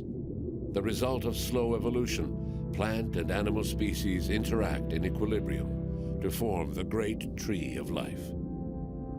Present in our waters for probably more than 400 million years, sharks are valuable predators that contribute to the vital balance of the oceans. However, nearly a third of the 64 species of sharks and rays in the world are now threatened with extinction, mainly due to overfishing. And they are not alone in this unenviable list of humanity's victims.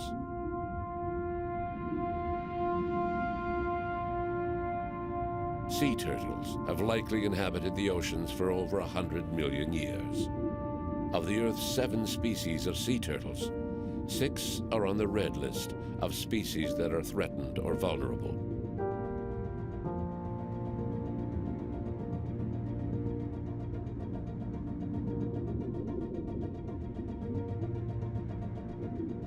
Among the oldest creatures of the sea, turtles have survived all of the natural disasters in Earth's history. But today, they are threatened by pollution, poaching, loss of critical habitat, and accidental entrapment in commercial fishing gear. In the space of just a few decades, humanity has managed to endanger the world's sea turtles, species that have withstood every other assault in the Earth's past.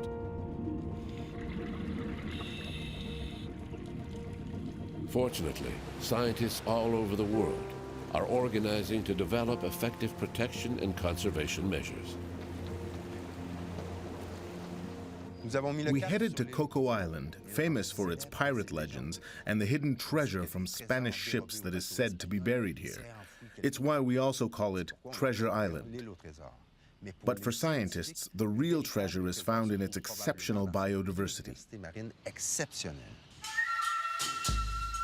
Located off the coast of Costa Rica in the Pacific Ocean, Cocos Island is a veritable paradise for divers and scientists. Known for its abundance of sharks and turtles, Cocos Island is home to a remarkable diversity of marine life. In these crystalline waters, the crew of the Sedna 4 were able to capture their first turtle, a real challenge for the divers. This green turtle will become part of a large research program to determine the migratory route of the species. The power of a green turtle's flippers is truly amazing. They are excellent swimmers, and their evolution has produced a huge muscle mass around the flipper joints. Obviously, this makes catching one a difficult operation. This feisty male is refusing to cooperate, but the scientists have met his kind before.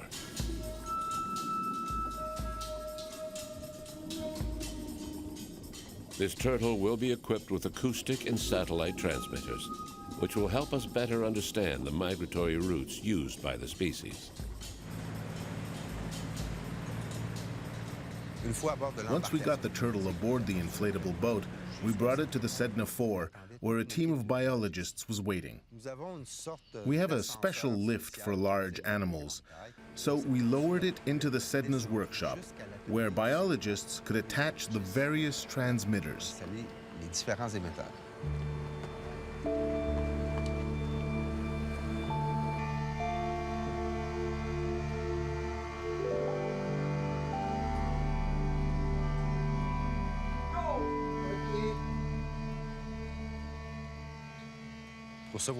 We invited 2 eminent turtle specialists on this trip to Coco Island.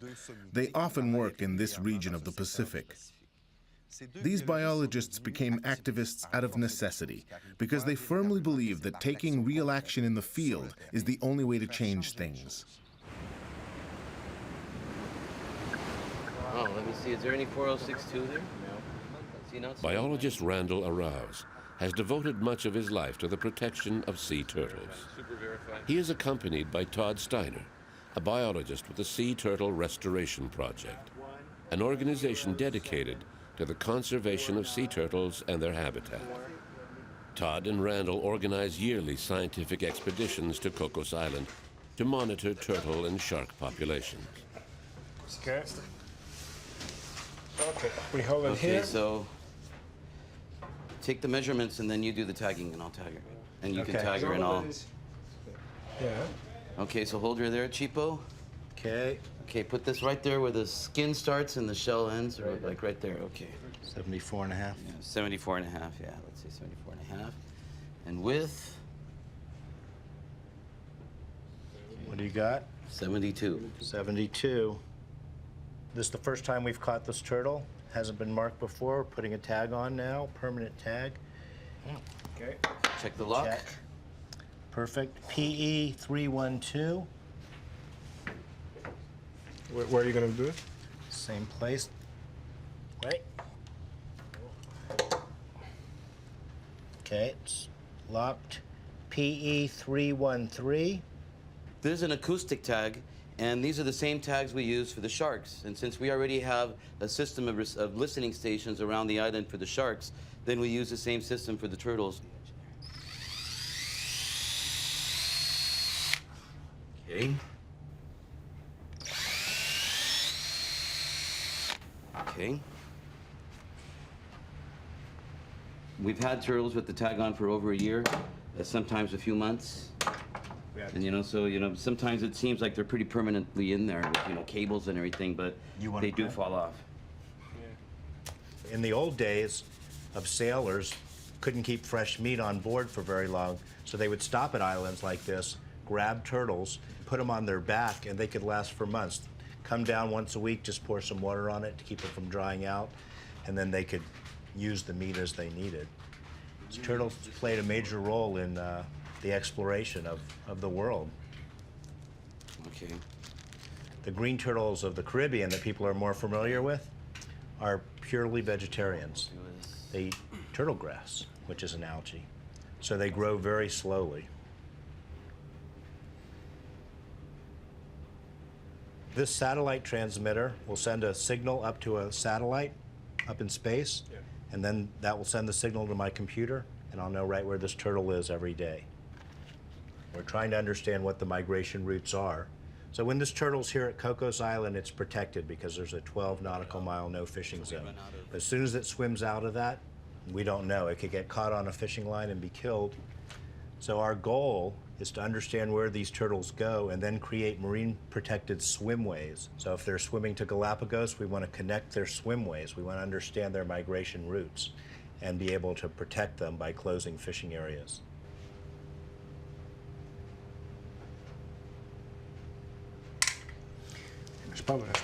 So as you're doing that, we want to try to keep it kind of as hydrodynamic as we can. We've had turtles go as far as Panama. We've had turtles go to Costa Rica. We've had turtles go to Costa Rica and then swim up the shore all the way to El Salvador and then head back out to sea. And a lot of our turtles like it in Cocos and stay right around here. The juveniles, or the young ones, they definitely stay here for a number of years. For instance, we have turtles that we tagged here 2.5 years ago, and they're still there in Dirty Rock, for instance. So the young turtles live here, and the adults just swing by, and then they take off and continue their migration. There are different policies to protect turtles, for instance, special hooks, circle hooks, which they're less likely to swallow. But the best way is to protect the ecosystem, protect the habitat that they need to live. So if we can close those areas to fishing, then we'll have turtles for our kids to see and our grandkids. After a few hours, our guest can return to the sea. Randall and Todd check that the transmitters are working so this Pacific green turtle can regain its freedom. Now we have to be careful with the satellite transmitter.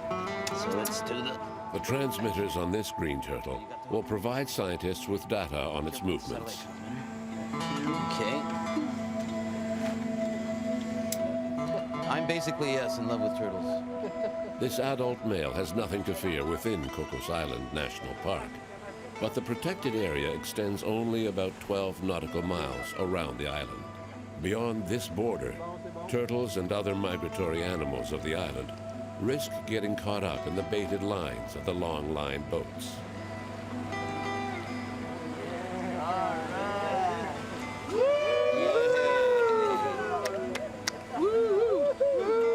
All right. Thank you. Thanks to you. I think we can say mission accomplished. The data gathered by the satellite transmitter will tell us more about the turtles' movements and may one day be used to establish protective corridors and areas where fishing is banned. But we must continue to raise awareness because there's still a lot of work to do before these essential conservation measures are put in place.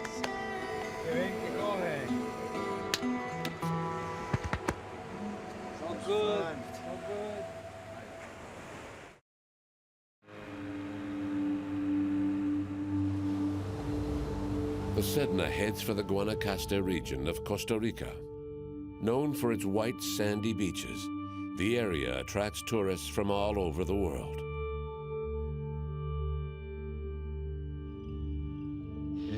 Beaches are an essential habitat for our planet's different species of sea turtle. They have served as egg-laying sites for millions of years, and they are vital for their survival. No beaches, no turtles. It's simple as that. But in recent years, beaches have undergone major changes, due mainly to a population boom of one species in particular, human beings. Not only do we use and transform beaches for recreation, but real estate development is constantly destroying this essential turtle habitat.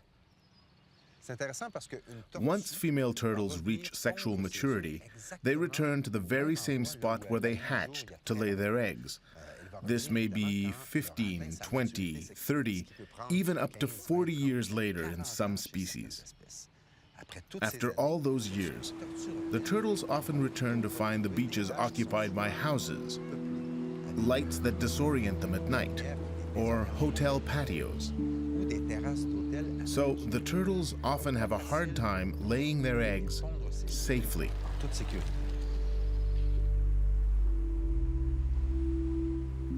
The problems of coexistence between sea turtles and humans are not new. You have to go back well before the arrival of tourists and the Costa Rican real estate boom to understand the origins of the problem, at a time when the beaches were a meeting place for local villagers. They did not come to enjoy the white sand and the waves. In fact, they would come mostly at night when turtles came ashore to lay their eggs.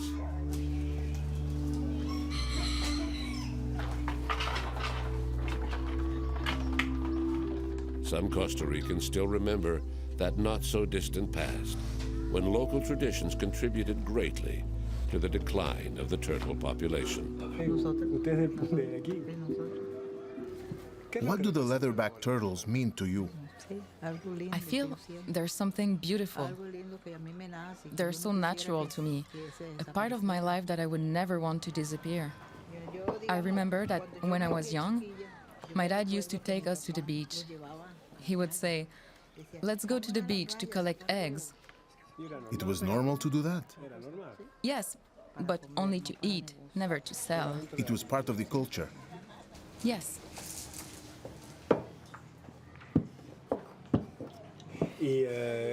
What was it like with the leatherbacks in those days?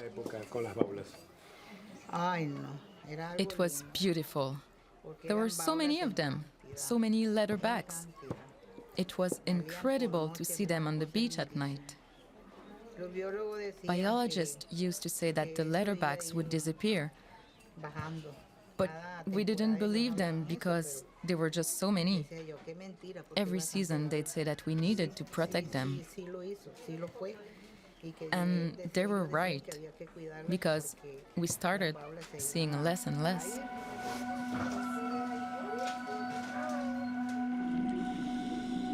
The economic hardships of those days played an important role in the illegal collection of turtle eggs. While the consumption of turtle eggs has long been a family tradition, it is their trade that continues to cause irreparable harm to turtle populations. Poachers can still fetch high prices for turtle eggs, and this threat is not a new phenomenon.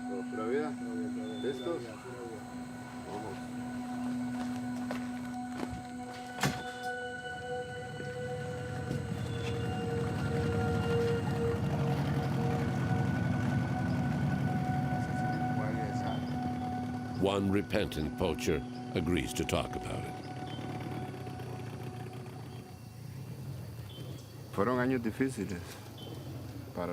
Those were very hard years for everyone around here. There wasn't much work, and most people dedicated themselves to agriculture and animal farming. There was very little money to be made working the fields and fishing, so people had to find a way to make a little extra to help support their families. And an easy way to make money was by collecting turtle eggs. It was well paid.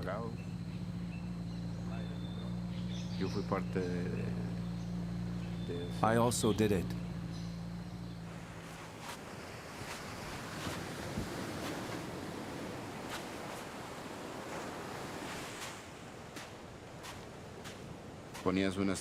You'd set up a stake and then walk 50 to 100 meters,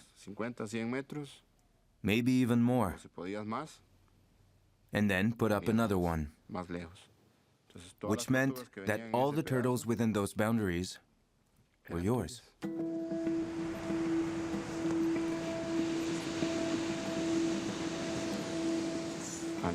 In just one night, around 200 to 300, maybe even 400 leatherback turtles would come. Nowadays, sometimes 1 or 2, maximum 5 come.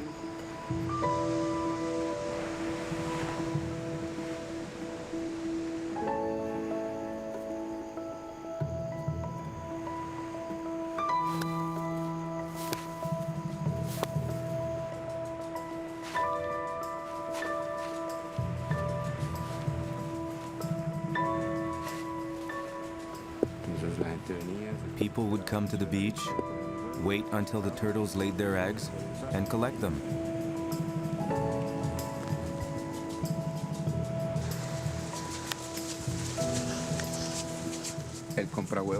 On your way out, the egg buyer would be waiting on the street. In one night, you could collect 100 to 120 dozen eggs, and in some places more. If I remember correctly, they'd pay 400 colones, sometimes up to 600 per dozen.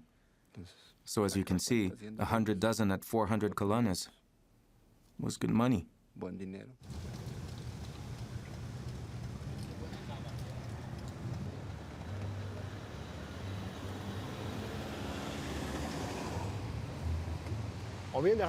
We just met 2 policemen, and of course, I took the time to ask them about the problem. They obviously were reluctant to talk in front of the camera, but what they told me was clearly that there are poachers, especially in the area on the other side of the bay, and people are selling their eggs throughout Ostional. Ostional is a place about 2 hours from here where there are huge beachings of turtles, and there is a big laundering of turtle eggs in Ostional. They say all the eggs come from Ostional, so it's okay to sell them. I'm told that there are bars where for $1 you can have a cold beer with a beautiful turtle egg with Tabasco sauce. They drink it, and it's ecstasy. So the community still has a special relationship with these eggs.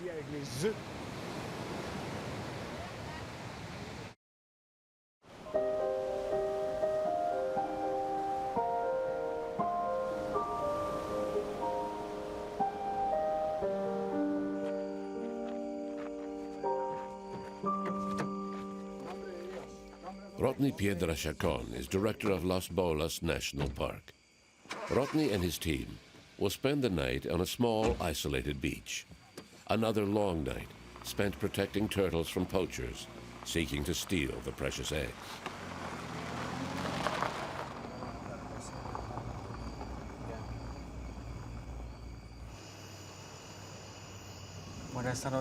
Tonight, I'm going to take you to one of the most important beaches for green sea turtles, at least in our country. It's called Nombre de Jesus. It's a very beautiful, undeveloped beach by a forested area. It's a great nesting ground for this species.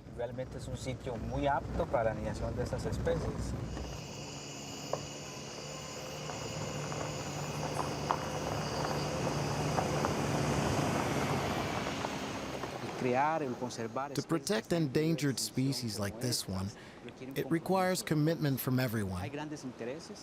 We all understand that there are many interests at stake: scientific, community, development, and fishing interests. Nonetheless, it's very important that we find a common goal so we can support each other in this struggle for conservation. Reducing poaching to protect the eggs is an essential factor for conservation. Is the only way to access the beach? By vehicle, yes. This is the only route. There's a way to get there by foot, but you have to go over a mountain, so it's difficult to access. This is tricky. Maybe through the middle. One wheel there, one over here.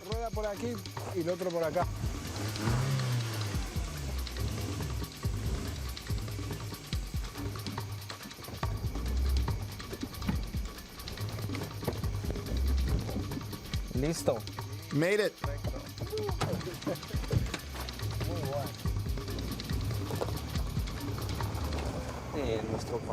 In our country, there are protected and unprotected areas.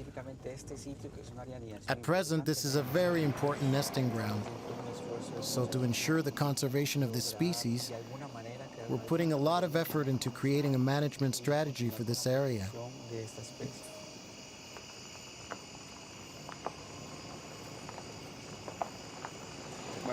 We organize ourselves every night on the beach.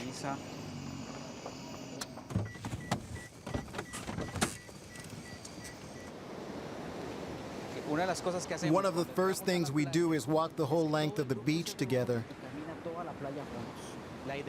This way, we can get an overall idea of what is happening on the beach, of whether there are people and turtles or not.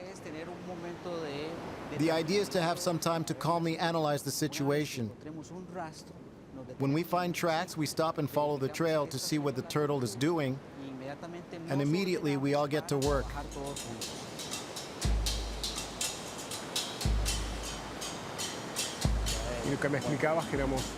Those lights over there, what are they?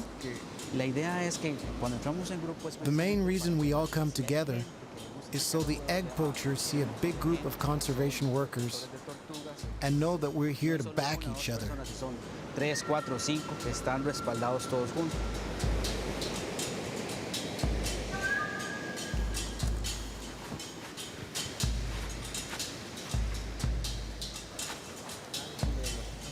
No.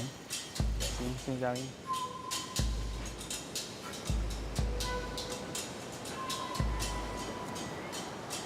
Esas luces en el fondo que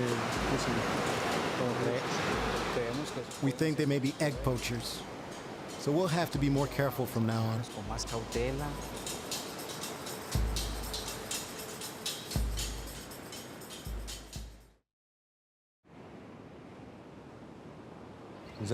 We decided to use the night, too, to witness the spectacular sight of green turtles laying their eggs. But in certain areas of Costa Rica, it's not a good idea to walk the beaches alone, because poachers are still very active.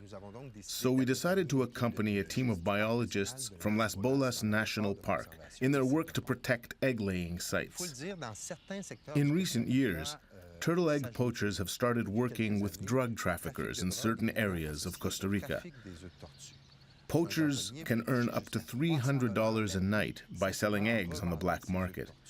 The eggs are worth about $1 each on the street. In 2012, a heavily armed group of poachers got into a turtle egg nursery, a place where turtle eggs that have been collected by volunteers are placed until they reach maturity. The volunteers were tied up, and the poachers made off with over 1,500 eggs. The message is clear. Poachers do not want turtle conservationists on their beaches.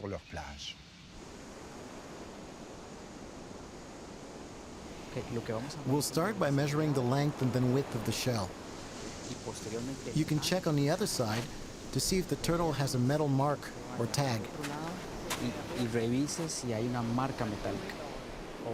If it does, read out the identification number so she can log it.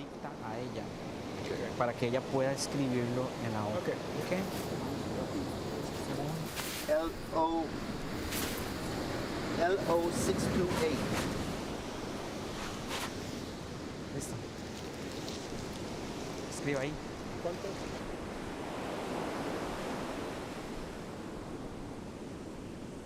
Así, sí. Oh, wow.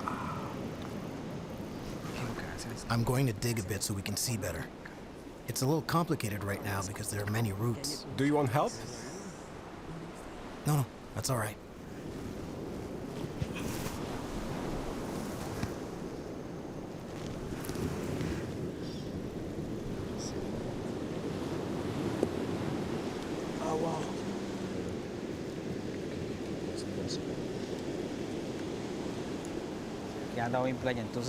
Today we're going to move the eggs to a different location here on the beach. So you'll be able to see how we move them. If this were a protected area, the nests would remain untouched because there would be 24-hour surveillance. Normalmente, si es un área protegida, entonces los niños quedan in situ. Entonces tenemos protección. But at this time, we can't protect the beach 24 hours a day. So we have to move the eggs to a safer location.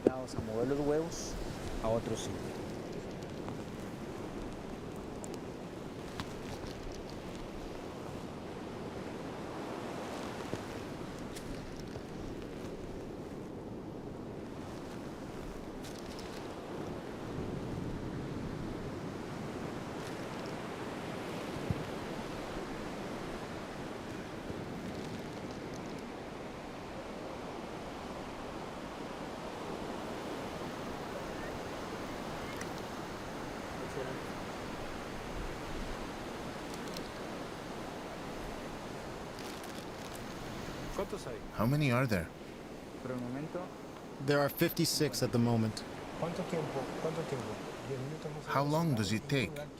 She can last 10 to 15 minutes. She's still laying eggs. Como las baulas tienen, ella tiene el momento que está poniendo los huevos, tiene un momento de... Is the turtle in a kind of trance as she lays her eggs? Yes. Actually, all turtles go into a trance-like state in order to be able to shift their muscles to lay their eggs.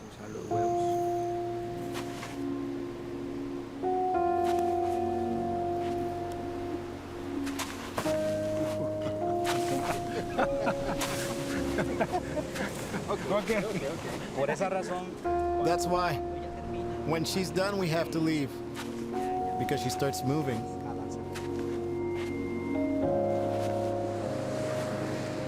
It's very moving. Oh yes, it's amazing that she does all this work. A half hour of preparation, and she closes it up all with great care, and the eggs are not even there. She does not even know that eggs are not there.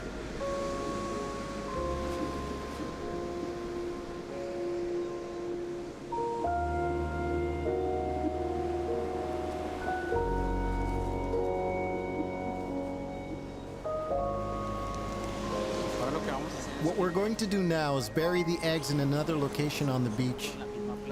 The others at this time are digging the cavity where we'll put the eggs, a spot we consider much safer. En este sitio que consideramos que es bastante seguro.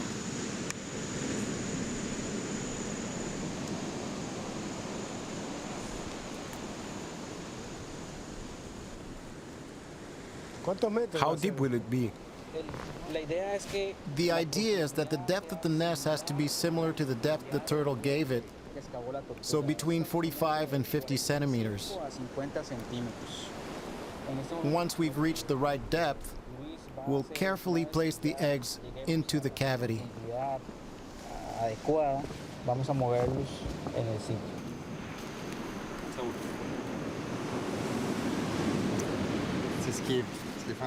What's great is that, for generations, these young people would normally have learned to become poachers. But this is a new generation, and their mentality has changed. It's the young people who are taking things in hand and trying to save the turtles. It's great.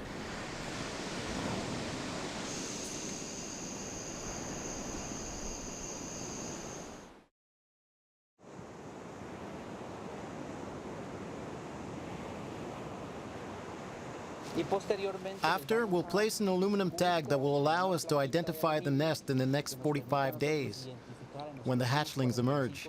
Es cuando se da la exhumación de los neonatos.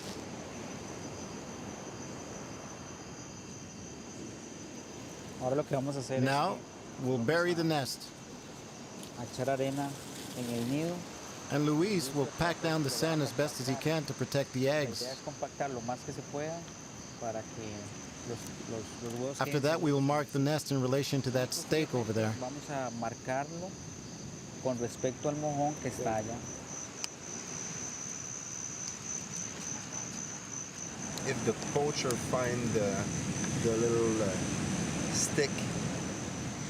Ahora lo que hacemos es que What we do now is bury the tag in the sand so that when we find it, we can see from which nest the hatchlings emerged and which turtle laid those eggs. con esta hoja. Entonces así yo sé That's how we can determine what this turtle's hatching success was in regards to this nest and all the nests. con respecto a este nido y todos sus nidos. Of these 82 eggs, how many will make it into the water? The hatching success last season was between 80 and 90%. It's great to see young people involved in protecting turtles. Their work on the beaches will save many turtles, but will, above all, help change people's mentality. This is essential if we want the new generation to change their ways and condemn poaching. I think the new generation is ready to do everything it can to protect these threatened species.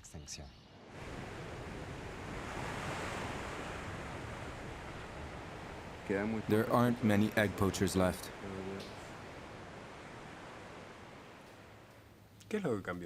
And then, what has changed? People's mentality.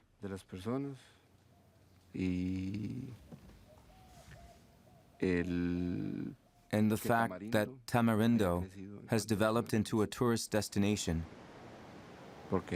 creating more job opportunities. What's your job now? I'm a tour guide. After poaching, many of us became tourist promoters, and we learned a bit about the biology of the turtle.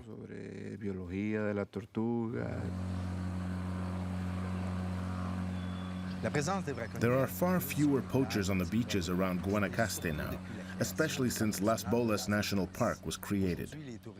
Today, tourists come from all over the world to witness turtles laying their eggs. But poaching is still a serious issue in some areas of Costa Rica, and illegal egg trafficking still threatens the survival of turtle species. If we want to save them from extinction, we must continue to educate people.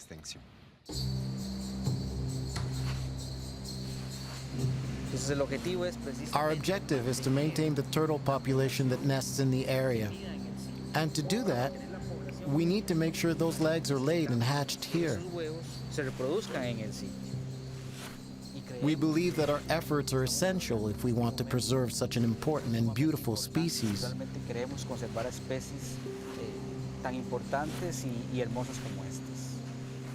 How do you see the future? I believe that we're very committed. And we're convinced that we can recover these populations.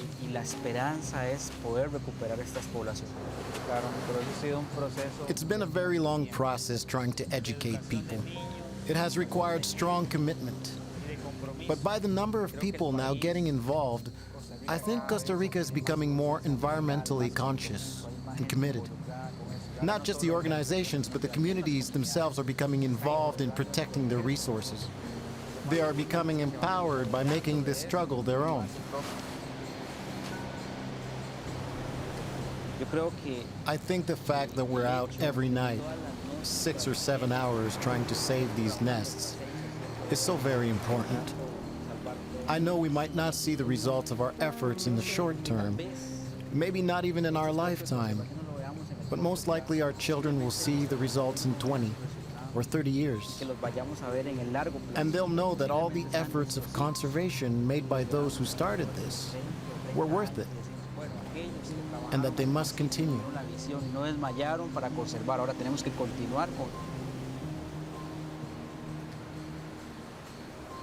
Bueno, ¿vamos a dormir? Vamos a dormir. Vamos a dormir. Vamos. Por favor.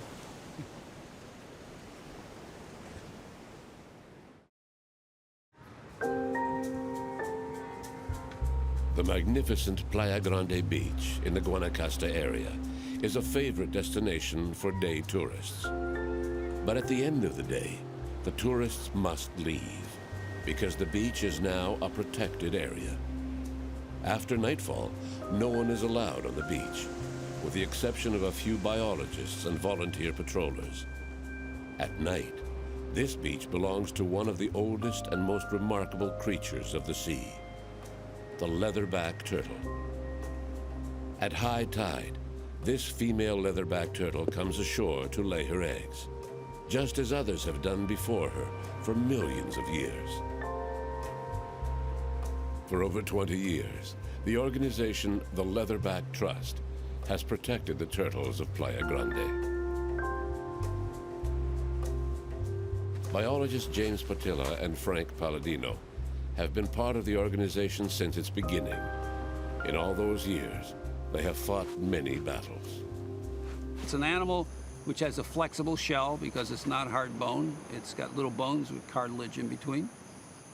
It's got a leathery shell, that's where it gets its name, a skin like a dolphin on the shell and on the flippers. It has a pink spot on the middle of its head, which is where the pineal gland is. It has some signaling for hormones. The skull's only half as thick there. They can dive a mile deep like a whale, so the shell collapses when they do that, gets compressed. And they only eat jellyfish. So they must be our friend. We don't like jellyfish.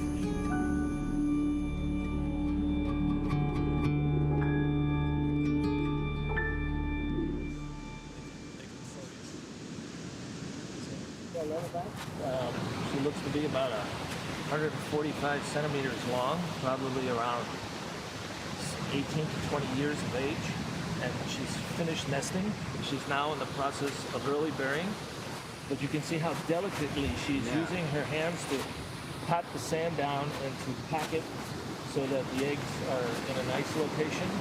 And then she will start to camouflage and cover all around here. When we came here, the number of turtles nesting per year was 1,500. And then it declined exponentially, so by big steps. To the present time, there's about maybe 50 nesting a year. But it's bottomed out the last 3 or 4 years, so we think that we're due for a comeback. The new turtles that we see now are as a result of these students and volunteers who are on this beach for 20 years. And so, yeah, those are our turtles who are coming back.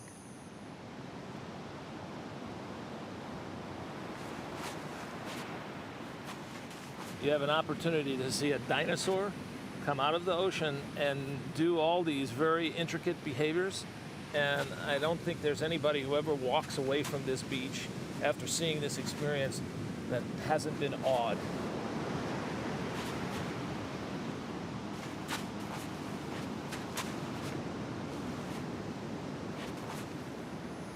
The first time we came on the beaches here, Frank Palladino had to pay the local poacher for permission to work on a turtle after he took the eggs.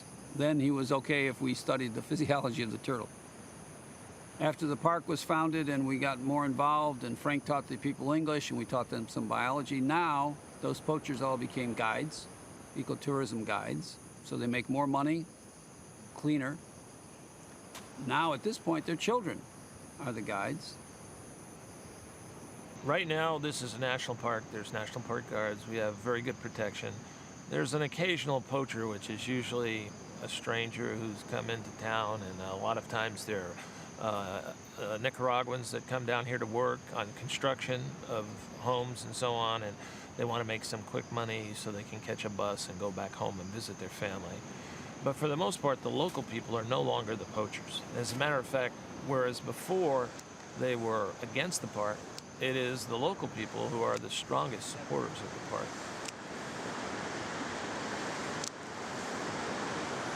When we first came here, the people used to be poachers. They hated us. They didn't like us in the local village. Now we're friends. Our students are friends with the young people. I think it made a big difference. So the people see that these turtles are a benefit to them. I think it's very important.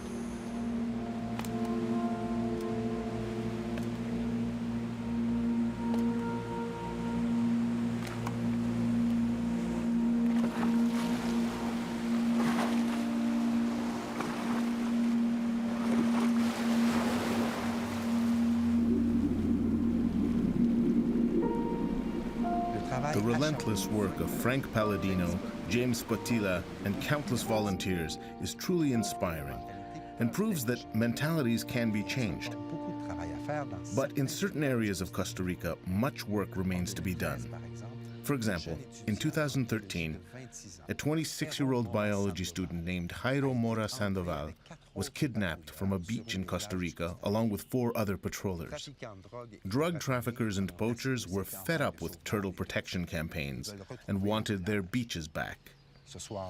That night, the young biologist was tied up, beaten, and shot in the head. Jairo Mora Sandoval died simply for wanting to protect a threatened species. This tragic story made headlines around the world, and environmental groups responded by offering a reward to find those responsible. The government of Costa Rica has promised an inquiry. The protection of turtles and beaches is often spearheaded by the work of passionate people and volunteers who come from around the world to get involved. Unfortunately, the weapons of poachers everywhere are often intimidation and violence. We must continue to highlight and support protection efforts and encourage volunteers to patrol the beaches in order to change people's mentality. This is probably the only true hope for the future. Les changements de mentalité qui constituent probablement le seul véritable espoir pour demain.